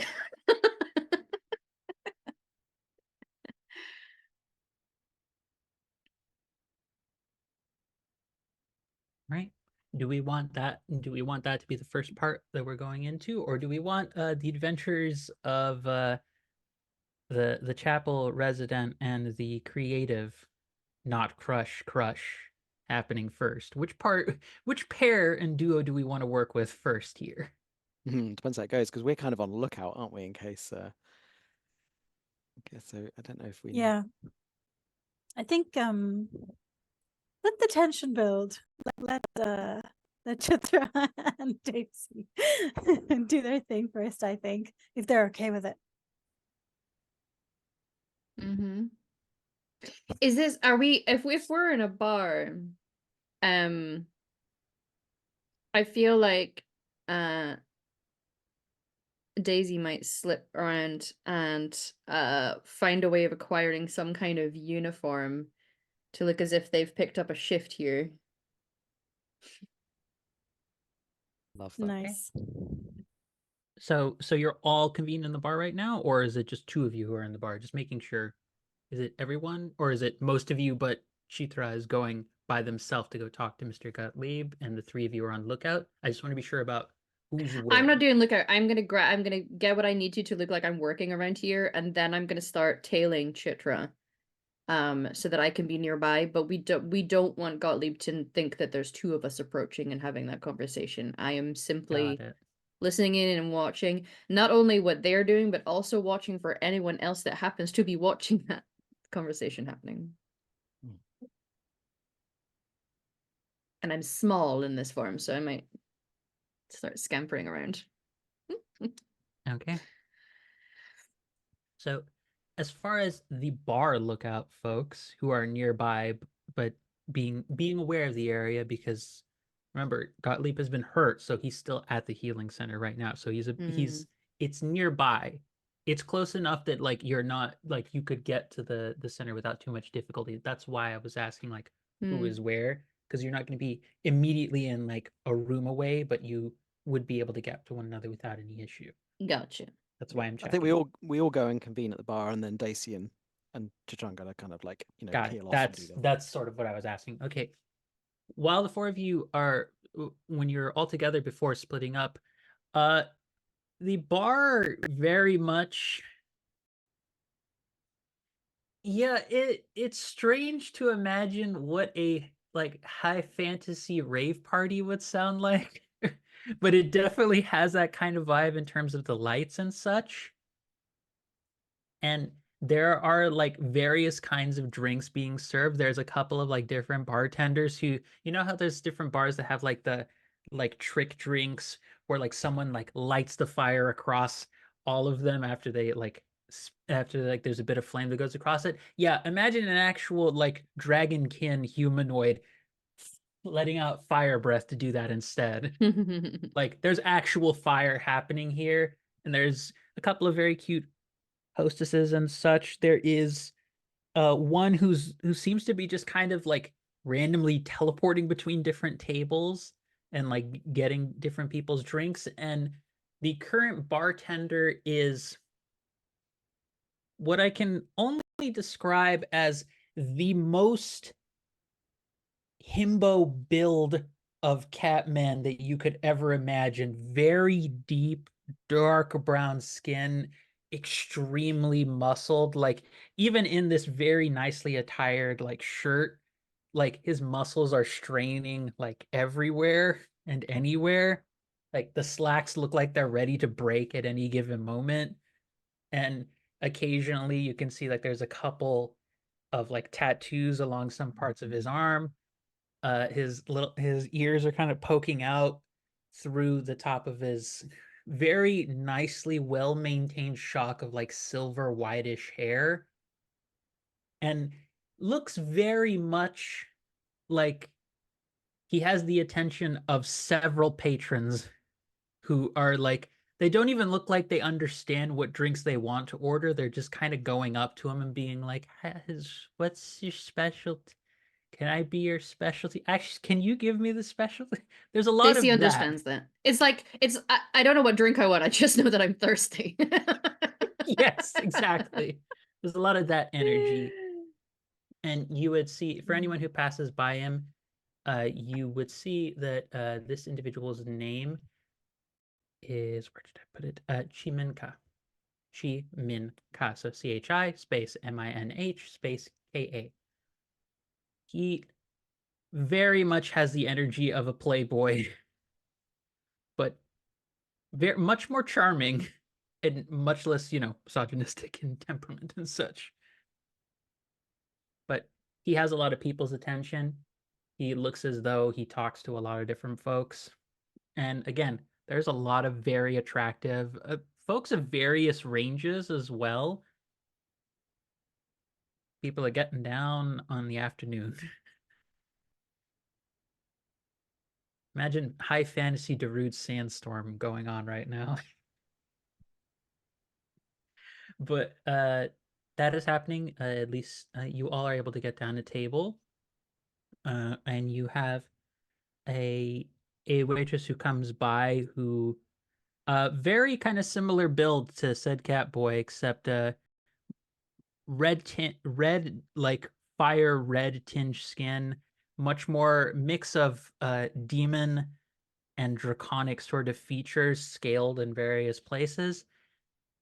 She just sort of is looking at all of you. She does seem to pause at Sister Zalana for a little bit longer and then carries on, and they just seem to have a very good energy about them.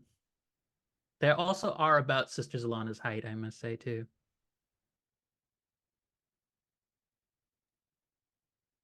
Sister Solana is this is a very rare moment. She was told shadowy corners and subterfuge or whatever. So she's not in her armor or vestments. She's just in a little black dress.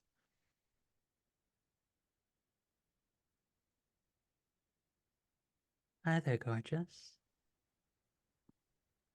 Me. Well, of course you.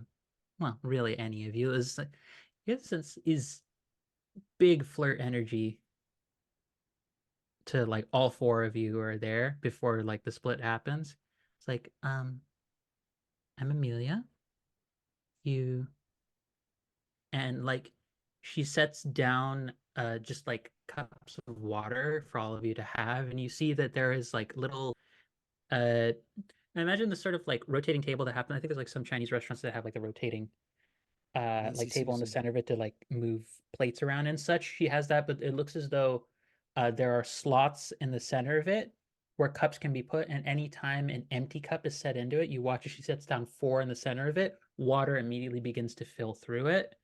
And you see that, and this is pretty common in a lot of bars across the city, that any given time, every few minutes, there seems to be a very quick light that just sort of flashes through them and seems to give like a very faint green glow above table. It's basically checking for if anything has been put in the drinks that people did not want to be there. It's basically checking ahead of time for them, or in case the drink has been made a little shoddily and is like, this is a little bit more than the person requested. This might need an adjustment. But anytime a cup is just put with water in it, it refills automatically to the top for folks to get to have consistent water access as well. But she sets them down, like wherever your hands are on the table, her hands just kind of like gently pass by them. If you need anything in particular, my name's Amelia. I hope you enjoy your time here. I know I certainly will. She just walks away.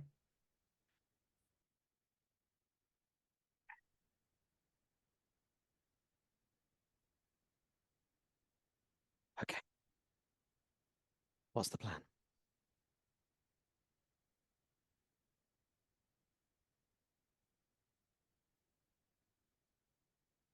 Chitra, are you all set? You have everything you need? Yes, I think I'm going to sneak past and just going and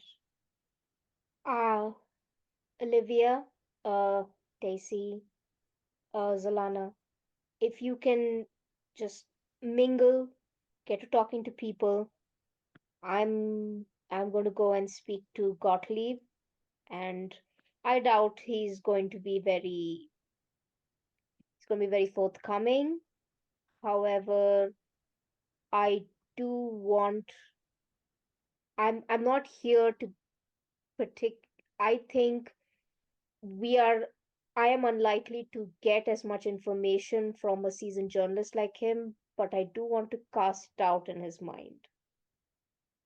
I think this is absolutely I think this has been proven from the suit and the plaintiffs that this is a many-headed hydra of a conspiracy.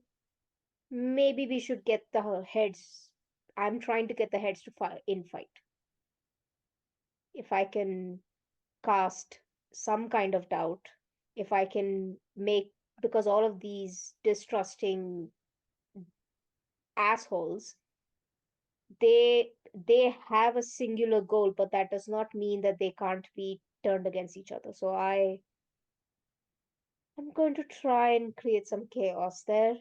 Let's see if anything slips, and we'll see how that goes. I'll keep an eye. Chaos Gremlin in Chief. Chitrangada smiles and kind of salutes back, like, and winks. See you later. She squeezes Zolana and gives a like reassuring nod to Olivia. Good luck, both of you. Stay safe.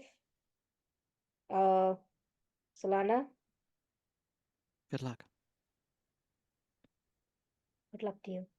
And Chitrangada heads off to Gottlieb's room where he's recovering.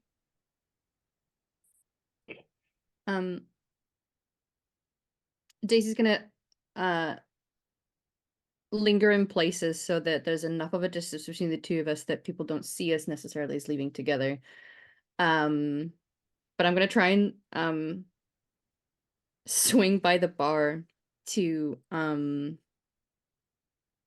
gonna rummage in my pockets, think, it's not on this outfit, hang on, and then concentrate real hard. And I'd be like, there we go.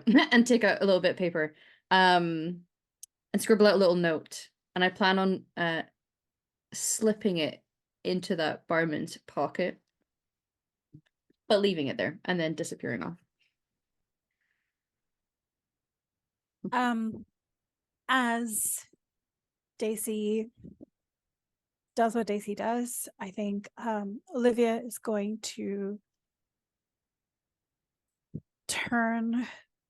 I think she'll have been leaning over the bar, like just sort of with one arm lazily on the bar, just like kind of taking in the room and seeing who's there. Kind of making sure none of, well, I don't want to say enemies, but nemesis sounds worse. None of our enemies are here. And then she'll, as Daisy leaves, Olivia's going to straighten up, for a lack of better phrase, and going to lightly put her hand the small of Zolana's back and go, well, they did tell us to mingle. Let's mingle. And kind of like leading you to a table where we can, like one of those small tables where if you lean over, your faces will be very close together. Solana's not in her element right now. Spying is not the kind of thing that she's built for. So she's drinking a little bit too quickly because she's a bit nervous. And being a very awkward, she's quite large. She can't hide very well. So she just lets herself be led and is quite grateful to be kind of in the corner out of the way. It's probably best to, if you're uncomfortable, Solana, it's probably best if one of us has, at least one of us has their back to the wall so that we can look at the rest of the room. What do you prefer? Me against the wall, or what do you prefer? You against the wall is fine. We can work with that. I'm sure we can. So Olivia rests sort of casually, the way kind of theater folk have ingrained it in themselves. So because this is Olivia kind of seeing what how Zolana's going to react, but also mostly like trying to use her stage presence to sort of just be like, be in one place without being awkward, which is very different to how Olivia is in personal situations. And she's sort of like making quite a meal of like settling in place. So like leaning against the wall, one leg sort of like at an angle out, like stretching a little bit to just be like, what's most comfortable, and like looking this way, looking around the room, very lazily kind of will fold herself almost in half, lean over at the table so that she can try and make eye contact with the bartender to come over and give us a drink so we don't have to go anywhere. Because also I think the bartender would be a good person to ask questions to. But sort of just really making a meal of it, like not looking at Zolana, but like, this is clearly for your benefit, like all of this pageantry. I think that's the point. I think you're looking at anyone but Solana. Yeah. Solana has had a crush on Olivia for a long time and has done a lot of processing last night. But obviously, you know, a lot of her feelings come flooding back watching her like this, and before she realizes it, she's sort of like downed the entire drink in one go.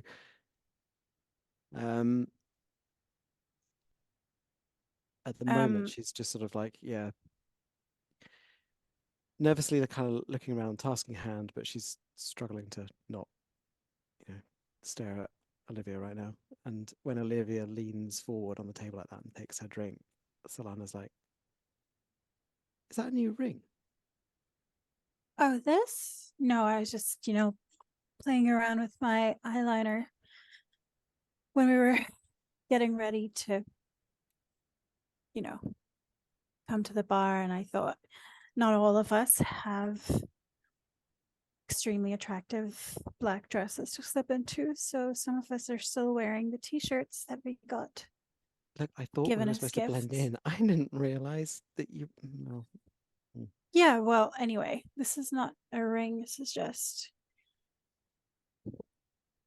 well, I mean, looks like a T, doesn't it?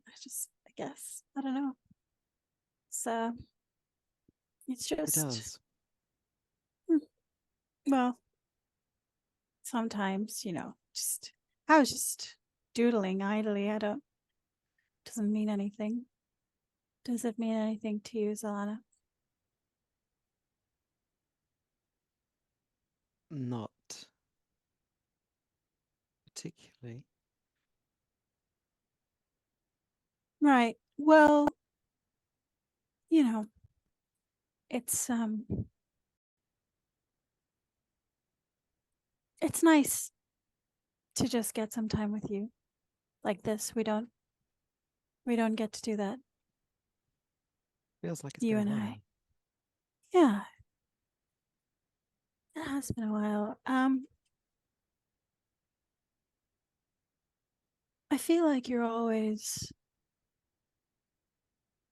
so brave and so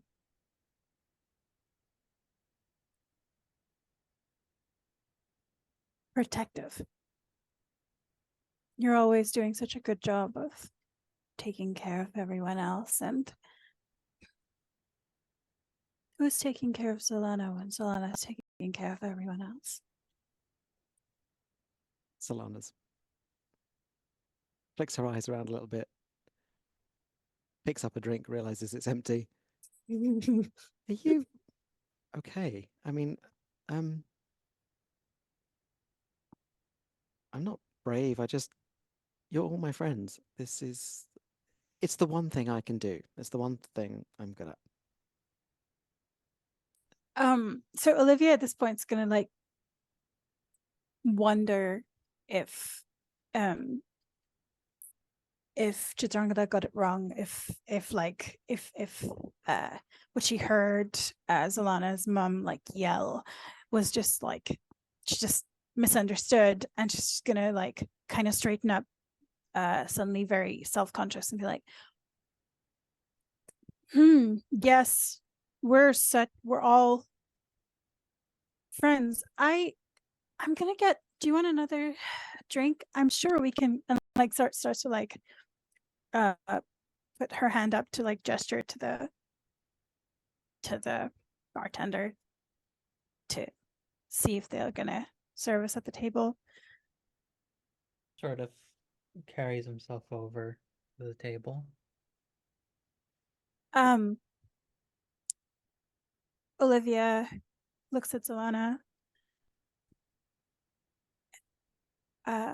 Well, Olivia orders a drink for herself and then looks at Zalana and goes, Zalana, what do you want? Same again. Like, at this point, I mean, you can change it if you don't like it, but I'm gonna say Olivia and Zalana is just like not taking their eyes off each other. 100. Super, super hot barmans come over. Absolutely. The thing, we're not giving him the time of day. Just turn around, go back. I don't know what I was drinking. Back to the wall or something. Yeah, I think that's what it was called. Back to the wall. I reach forward and take your hand on the table. It's not brave to do something that just comes naturally. It's just, and we've all known each other a long time. We would do anything for each other. You would do the same. Olivia's gonna lean back against the wall again, lightly pulling Zalana towards her. I'm sort of like now over the table. I kind of use my shoulder to my elbow to prop myself up. I need to tell you something. Yeah.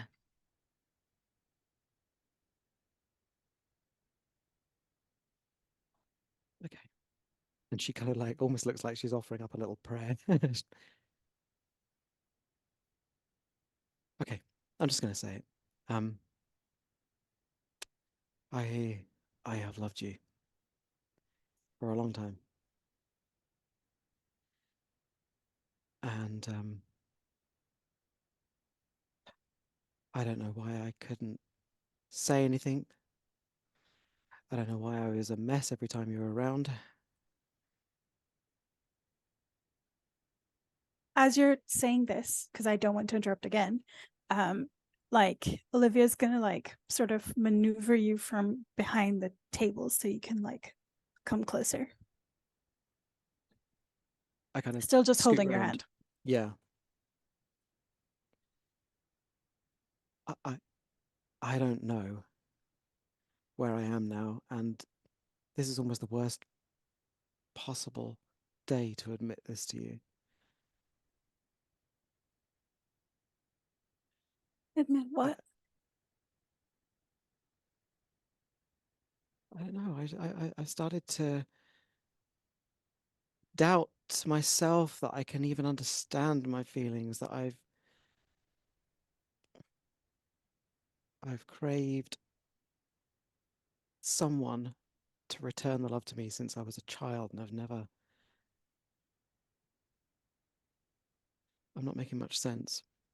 Solana, it doesn't have to, you don't have to make sense. And sort of Olivia takes your face in her hands, if you will allow it. It doesn't have to make sense. What? And I will ask you again. What do you want?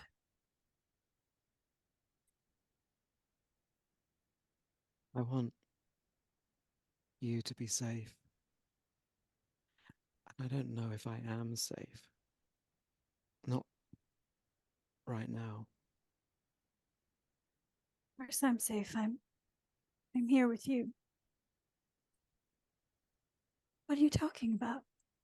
I sort of turn your hand over in my hand, kind of like rubbing my thumb across your fingers. And I'll bring the tea back so we can both see it. It does mean something. It's well, it's the first letter of my name, right? Yes. Wasn't all that cryptic, was it? I don't know. It's just I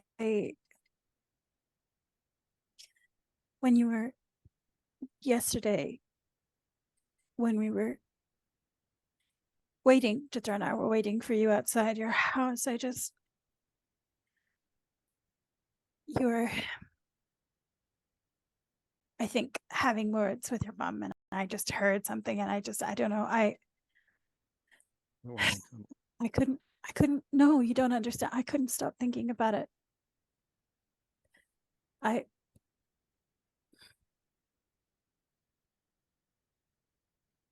what? I don't know. I was just, I'm honestly, this is not, I didn't, this is Okay, you're not a freaking me out game. now. Was this something my mother said? Because honestly, No, look, did you, and like, so again, Olivia's going to move a bit closer, and it's just like, did you have a picture of me, Solana, by your bedside? I let go of your hand and kind of like scoot back slightly. Like, distraught. I don't let go of your hand, but I don't like take a step forward. Like, I don't invade your space, but I keep your hand in mine. Yeah, and I'm not pulling away enough. I can't believe you should do that. No. I look. It's not what you think. Do you remember when No. that artist visited the center and he was doing sketches of us all? Yeah. There was a picture you were looking out the window and he just caught you the way you are. The way you are to me. That expression that is everything. But it's you. You manage to capture all your moods and emotions in one look. And I paid him for it. Yeah. I remember that picture. I asked him about it, and we didn't have it anymore, and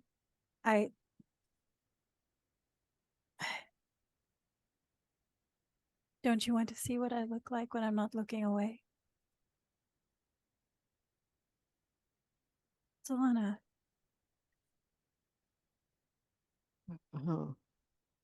You don't just breathe. It doesn't have to be this hard.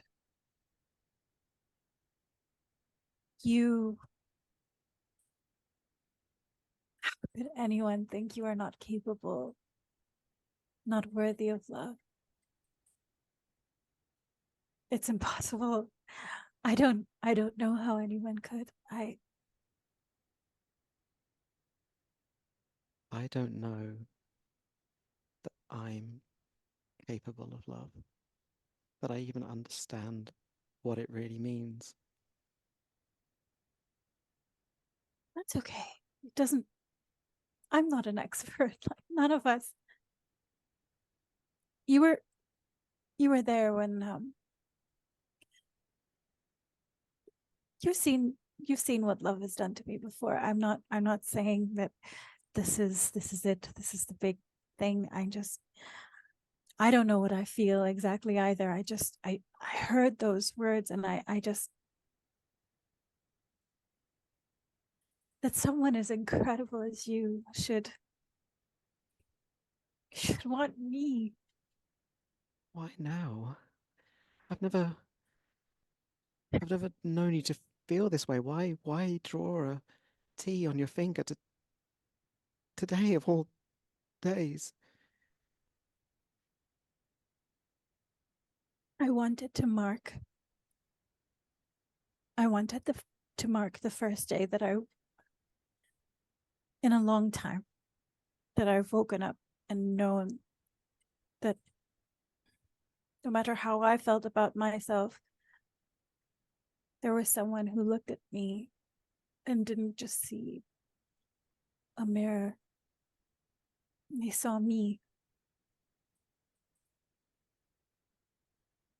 and cared for that. It doesn't matter. It doesn't matter if you don't.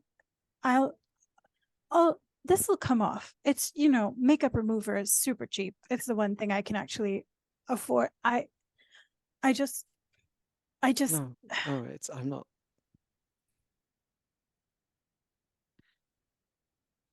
I would look at your picture every night after prayers. Every night I wish that picture would turn around and look at me the way you are now.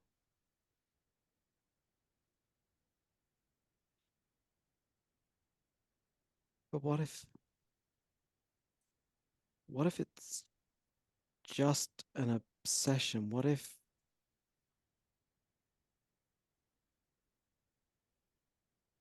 there's one way to find out if it's just an obsession or you just really, really like that painting. it's gone? What? Why?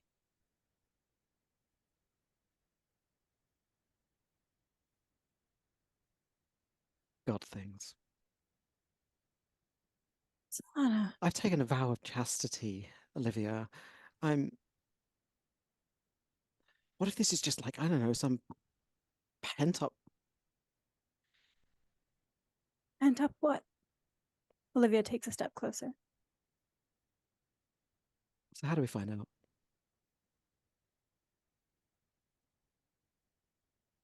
I think I might know a way. And if you'll forgive me for the blasphemy, it also involves closing your eyes and having a bit of faith. Faith I have. And she closes her eyes. Olivia steps closer and lightly kisses Zolana.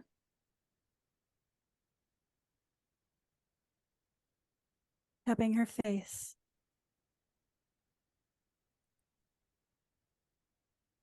In her hands. Solana gasps and doesn't react to the kiss, almost just lets herself be kissed. And then moves in, sort of runs her hand up your arm around your back, kind of pulls you in closer. And it should be everything that she's ever dreamed of. And it's wonderful, and it sends tingles down her. She's not even really sure what a kiss is supposed to feel like.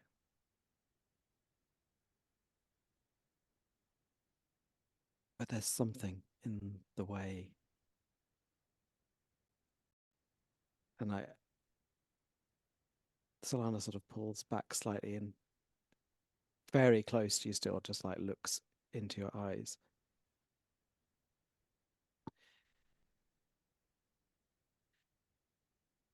First You of all, okay? well, second, how do you read that?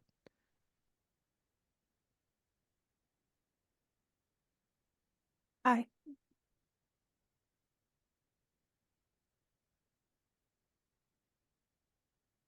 What? What do you mean? Was that, Solana, was that your first kiss? Mm-hmm. Well, I'm glad I didn't know that before. Are you okay? Do you want to talk about it?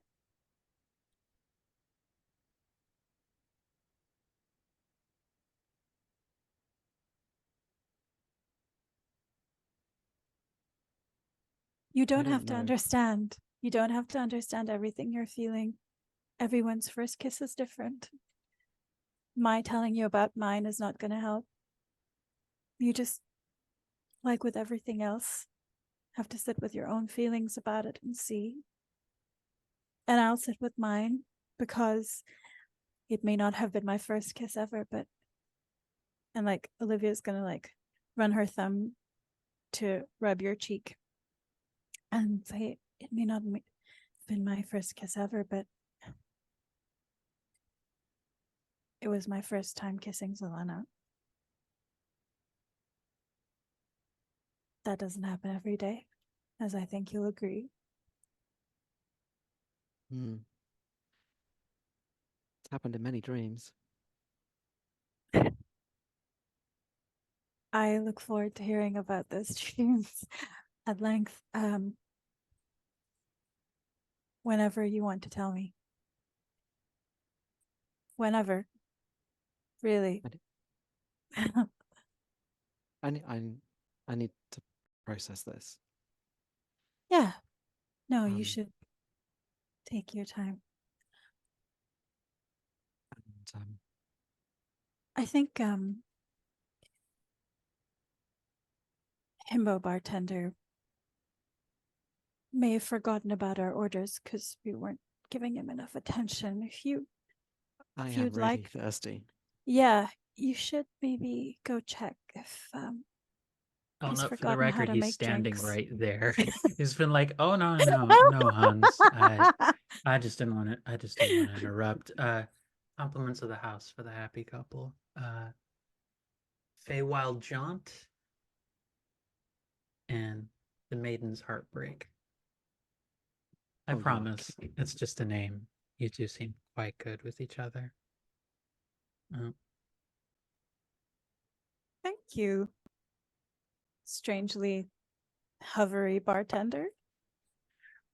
I'm not hovering if I've just been here for a moment trying to give you your drinks, dear. Right. Thanks. That's The gentleman not over weird. there also sends another drink your way, but I wanted to check in as well to see that it was fine. You do see, I forget the name of your ex who we established from the first session. Jala. Begins. Jala, yes. He does happen to. Only if you look around, Olivia, you do happen to see him over there. He's probably noticed what just happened, and you just see him very awkwardly, but sincerely giving you one of these, like a double thumbs up, like you're doing great, buddy. Like he looks genuinely happy for you. He looks like he's got a look of like, oh, I didn't know she was by. All right, well, okay. There are so many emotions on Olivia's face that are like,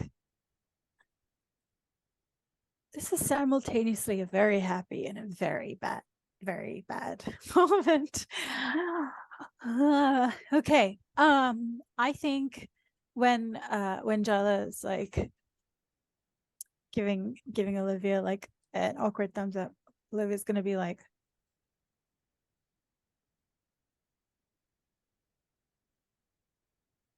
Oh, is that and then your... like, that's Jala. Yep, that's in the flesh. Good. What a fall the gin joints and all the goddamn world. So I drink. Yes, cheers. Cheers. Cheers. And we will be mature adults about this. Obviously, we are friends. We are on a mission, and we do things together all the time. This can't be. We will process. We will be adults. Grab your top and pull you in for another kiss. Olivia, Like, much more passionate. Olivia fully like manages to like essentially, if the bartender is still standing there, is the bartender still standing there? Bartender's moved away. Okay, damn it. All By right, the way, you both activate the effects of finally kiss in a dangerous situation. When you kiss after a period of tension, each of you takes +1 ongoing to get to safety and protect the other for the rest of the Yes. scene.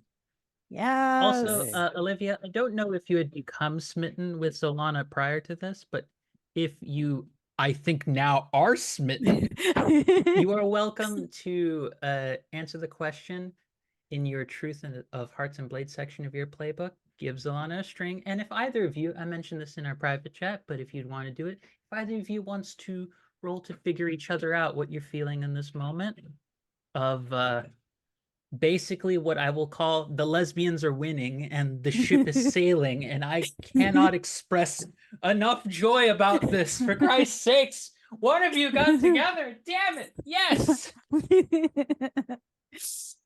Okay. When you become smitten, answer the question, why do you think you must keep up your performance to have any chance with them? Do I answer that? Can I finish making out and then answer, or Yes, you can finish making out, however Okay. long that's going to be. that's great. Okay, cool. when This is so- not a you start making out, you answer this, and then you keep Oh, going. by the way. I mean, awkward relationship moments happen, but let's say the making out finishes. If it does stop at any point, you're welcome to just have that be the end of the scene. I just wanted Okay. to note it for your benefit, Olivia, and also if you both have a sense of like, what is the other one thinking in this moment, you are both welcome to roll figure out a person. I was gonna Okay. say entice, but then you did a full kiss and admitted I love you, so I'm like, okay, there's no entice here. This is just full on makeout. So I guess figure out a person's better. It is an option. You do not have to, but if either of you are curious, you may do so. Okay. See, I would have rolled that, except I just got pulled in for another passionate kiss. So I'm like, figure it out later. So I mean, I don't know how much you want to explore the feelings, to be clear about what the exploration meant right now. But I will say that when you pull Olivia towards you, Olivia fully leans in to the kiss and sort of like you feel her body relax against you, because was all tensed up because was worried that that she'd somehow made you uncomfortable, or like, because first kiss and all of this. But fully leans into the kiss, like wraps her arms around you and is like, yeah. I think the best way to describe it is, how you see there are the belts of the trench coats, which like if you tie it, it gets cinched. And then there's like, so if you looked at the profile of Olivia leaning into Solana, you would think the trench coat belt had just been cinched the way that she's leaning into you.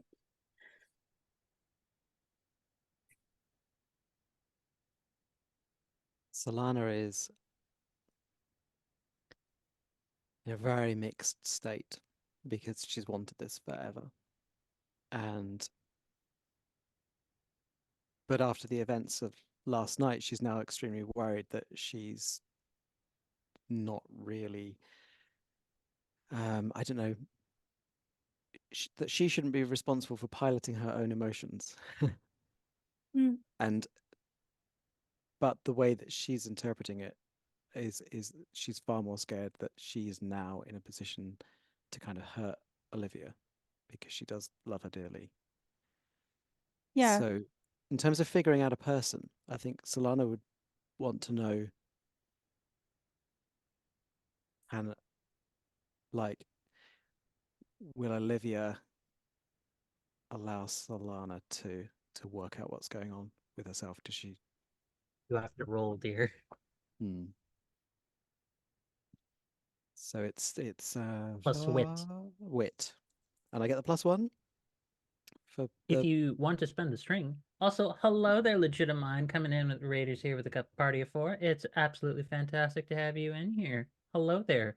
I greet you with the enthusiasm of a velociraptor who just seen it prey. It's been searching for hours. Hello there, folks. Lovely to have you in here for their last bit. You join us after a ship has sailed. 2 lesbians have gotten together. Sort of. We'll see. Well, we're working on it. They've made out. That's close enough, right? It's messy. But yes, if you would like to spend any strings you have on Olivia in order to increase the roll, you may feel free to do so. You said something about a +1 forward for the scene. Oh no, that's protect. That's to protect her, though, isn't it? You know what? I'm gonna give it to you also anyways. I'm gonna give it to you because lesbian. Okay, That's well, my reason why. Because lesbian. that's Wow. an 8. Drunk with power. Yep, that's an 8 then. That's an 8. Okay. From the list of questions, you may ask 2, but they may ask you 1. The questions are, what are your feelings towards blank? What do you hope to get from blank? How could I get you to blank? What do you love most? That's obvious. And how would you feel if I blank? So those are in Basic Moves reference. It is in the folder if you want to take a look at those. But you may pick 2, Zolana, and then Olivia, because it was a mixed beat, you may ask 1 in return. How would you feel if I take time to get my head together to work out how I'm feeling? Unsurprised. That was easy. Hmm. And how do you feel about me? Like in a very straight down the line kind of way.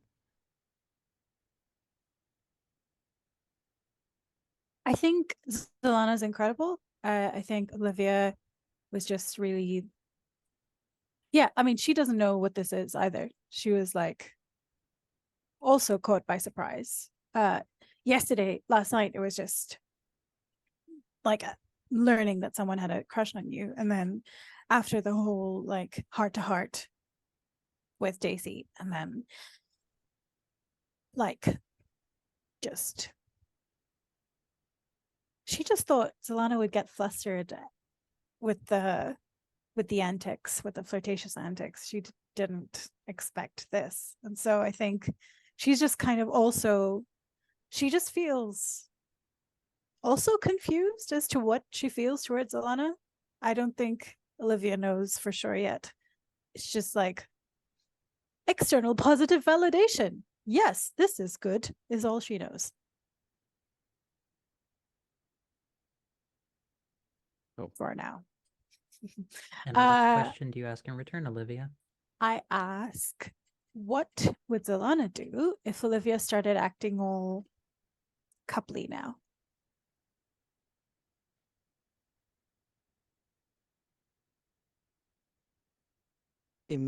Like straight Like, away, yeah. if it was to happen like immediately, I think she would be very nervous again because how the previous night kind of like kicked all of her all of her emotions kind of all askew. She would be like, oh God, now I've now this is actually a thing, and what if I hurt her? What if I let her down? Okay. But it's also something that she's always wanted, and it's the kind of the way in which she also shows her love. It's very personal and caring and one-on-one. And Yeah. Okay. Cool. I will say at Yes. this moment, as much as I want to keep going on in the scene, we are reaching near the end of our time, and I do want to leave you on a nice little cliffhanger moment for the two of you who are there. As you are both pulling back, just for a moment from whatever extended makeout has been happening here, I'm going to judge your time because I'm sure it's extended is the correct word for it.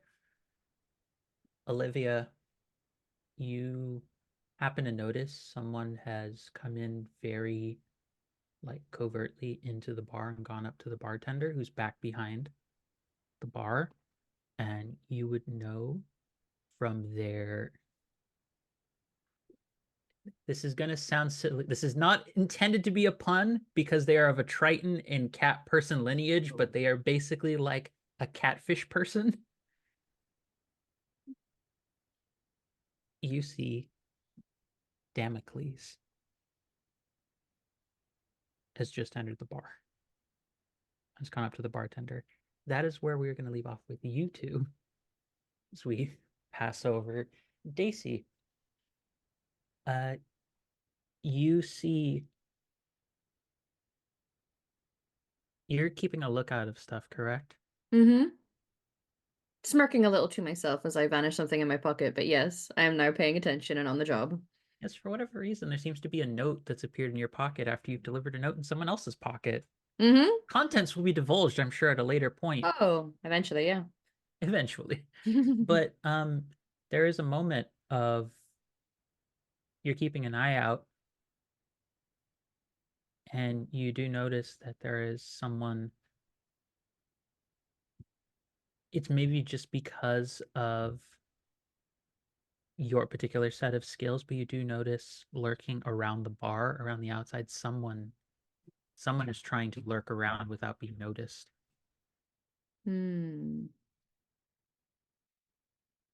Okay. Can I get anything from demeanor, stature, any visible features, anything I might notice about them? Very skilled, very lithe, but still very capable. I like that we're both sort of like lingering outside of different buildings, just like game recognizing game at the moment. Like, okay, I see you. They don't appear hostile yet towards you, Mm-hmm. but you do have this sense that like someone is watching the bar right now. Have they noticed me?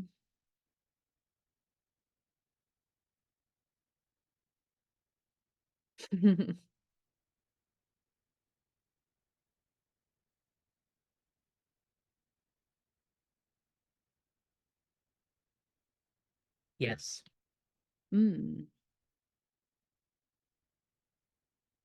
Okay.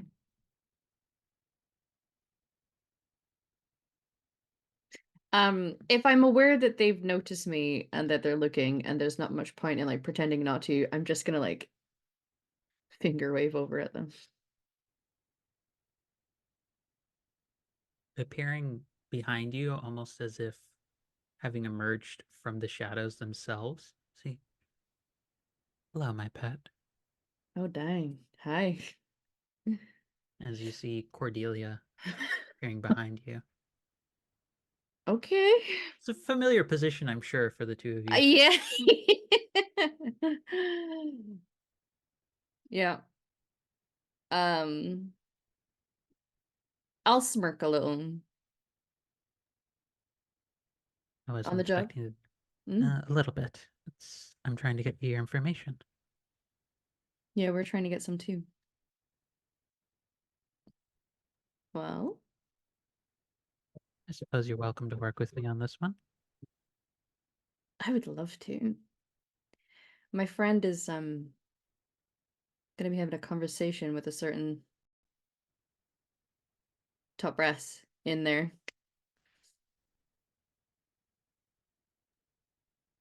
Let's keep an eye. Let's see what happens. Let's.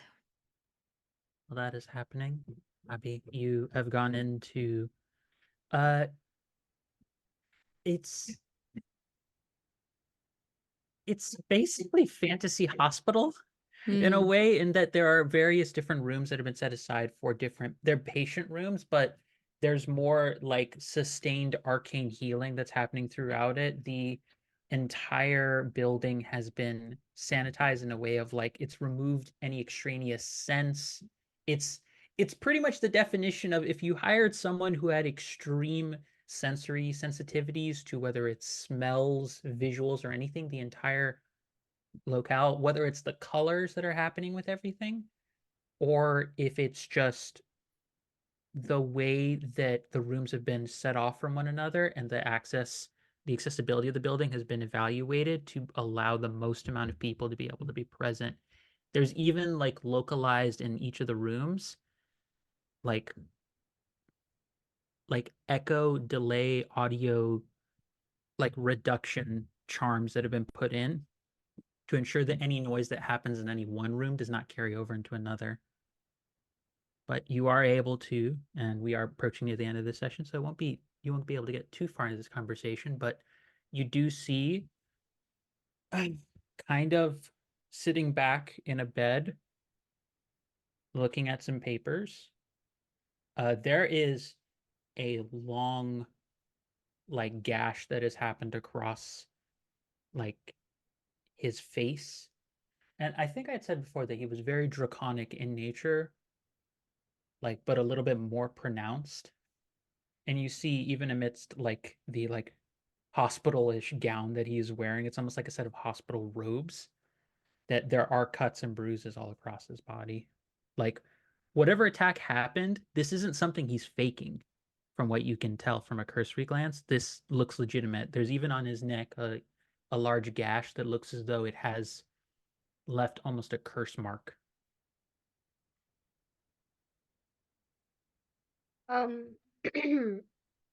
Chitrangada kind of takes a note of all this and like thinks to herself, okay, this is interesting. This is a touch more dedicated than I had thought, these people. Or maybe there's something else going on. How she's essentially thinking how she can turn this to her advantage. So she enters the room and kind of just she stands at the boundary of the room, just like, in the show of politeness of like, Mr. Gottlieb. Yes. Well. I see. Mix Shahane, I believe, the lawyer friend of your little band of individuals from the center. Please come in. Law is law is about as an apt description you can get in this, and in this scenario. My condolences for your uh, for this recent attack. I'm truly sorry that this happened to you.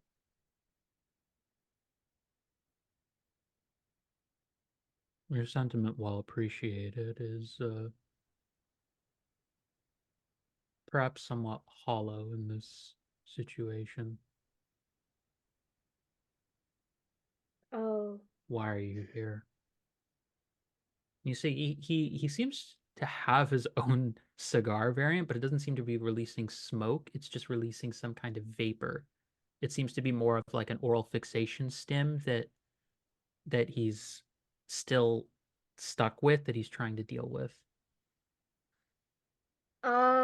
okay. So essentially, Chitrangada's motivation right now is she doesn't think he's ever going to fully trust her, considering what their recent interactions are. But now she's kind of she's trying to convince him that she's here that she knows, okay, that the attack on him, she's behind it because Giamina's behind it. Like this entire time has kind of been this like long-term agent, long-term is only working for the community center to gain their trust and to ferret out information for Giamina.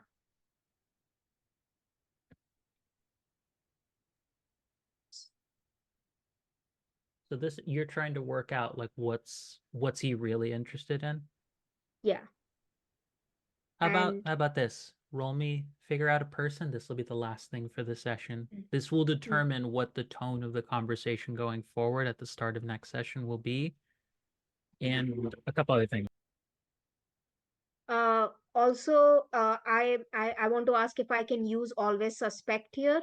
When you pretend to be a villain to win a villain's trust, they trust you enough to offer you an opportunity and you gain a string on them.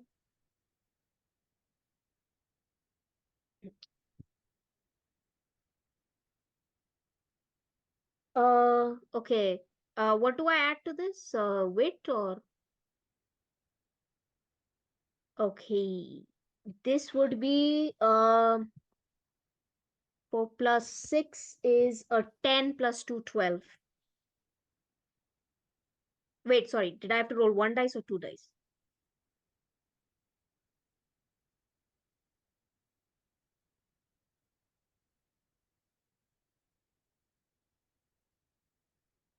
Ah, okay. I was right. Oh, sorry, one. 1. Oh, I knew I didn't. It's like I'm confused. Wait, hold on. Sorry, give me 2 seconds. Oh, no problem.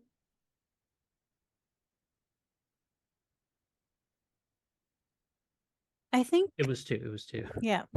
That's on me. I'm discombobulated because if I've been trying to mute myself for it, but there's currently a drill hitting against my wall, people. Oh, okay. Okay, all right, no problem. You have 10 result on figure out a person. You may ask 2 questions now or later in the scene. This will be the last thing of what are your feelings towards blank? What do you hope to get from blank? How could I get you to blank? What do you love most? And how would you feel if I blank?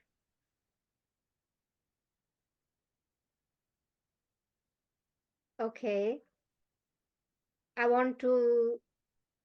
How will you feel if I tell you that I am here, that if I convince you that I have been working on behalf of Giamina this entire time, and which one was which one was? Sorry, could you tell me the first 3 questions again? I keep forgetting. First 2 questions. What are your feelings towards blank? What do you hope to get from blank? How could I get you to blank? How could I get you to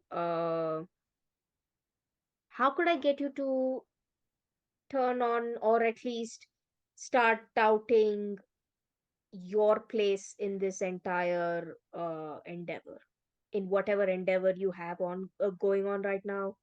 How can I make you distrust your uh, fellow co-conspirators?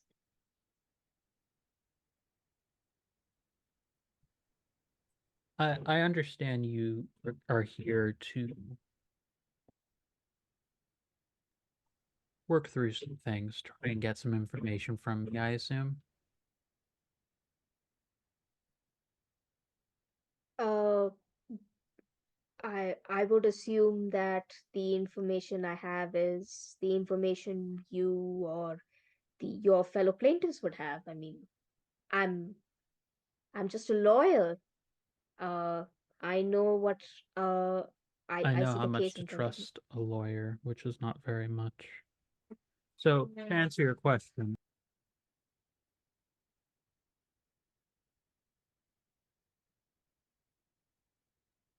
there's nothing you need to do have have me distrust my fellow plaintiffs, because frankly, I don't trust any of them.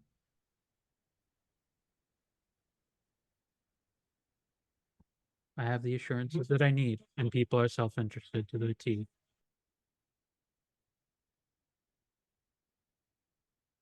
That is entire. Well, there's nothing you've said that isn't that isn't wrong. That I mean, everyone is everyone is out for themselves, and at least from what I understand, what I know of Kiamina, of the unfortunate, and on this the other plaintiffs, I always self-interest is self-interest and self-preservation can run together as far as possible, if but I also know when push comes to shove, and if self-interest if self-preservation of reputation, self-preservation of, the end goal comes into question, self-interest becomes synonymous with it. It just and be damned to anyone who comes in the way, or even if they don't come in the way and are just convenient. That's usually what I've seen, honestly, and at least from what I've heard of the. I mean, that's what you and a lot of people I know have always believed, and maybe And you once self-interest. believed in at one point as well.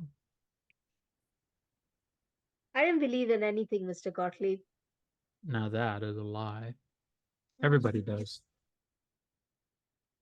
I believed in, well, love is a self-interested motive, isn't it? In some ways. I believed in love. I believed in service, and I believed in making my family proud. That's, well, I don't know if you would call that belief as much as just someone who was raised to be of service. Raised to, raised for legacy. But I wouldn't say that I have any of your high-minded ideals. At least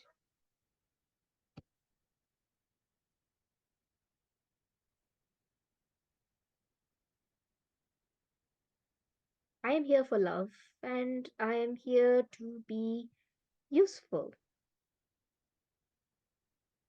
and to extend any help that you would like from a mere distrustful lawyer.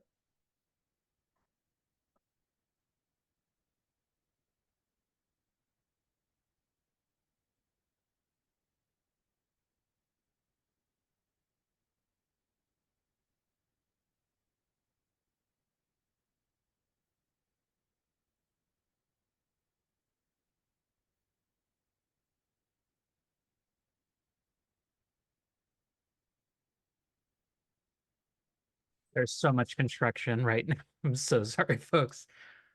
He will leave you as a nice close to the session. Why don't we see exactly what you're willing to do to make your case? What if securing your legacy meant helping me out and getting something nice in return? Essentially, the way you trust him is join him. That is the offer on hand, and that is where we will leave this session. As we have had some holy shit moments of varying persuasions happening here. Gonna let folks very quickly do their outros where folks promote yourselves quickly. One thing each in turn. I'm gonna let's go with our fantastic Sakaya start us off. Hi, I'm Sakaya, and we have a podcast coming on the way. Follow us and keep your eye open.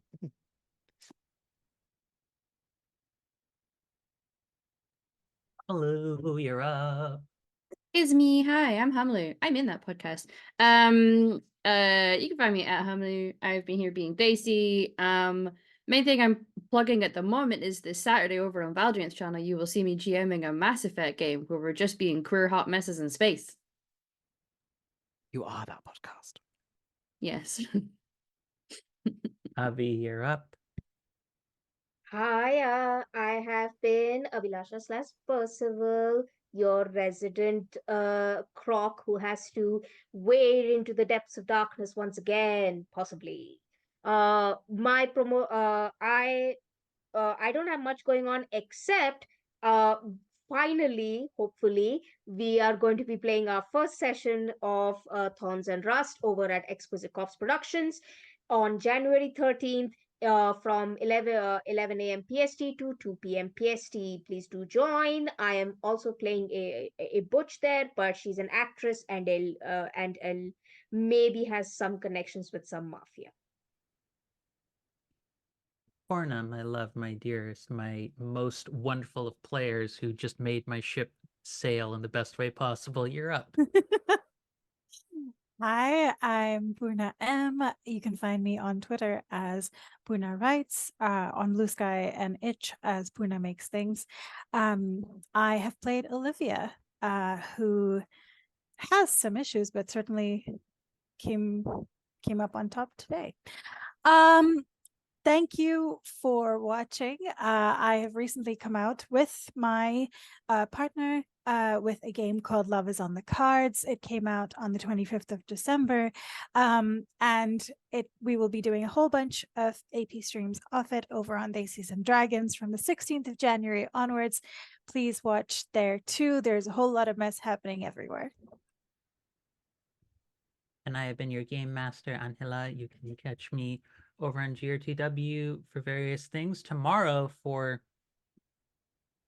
more of our Fabio Ultima campaign. And folks, GWTW just released a zine.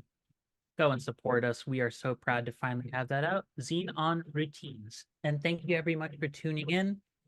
I wish you all a fantastic week and join us next week as we get back into everything. We'll see you real soon, folks.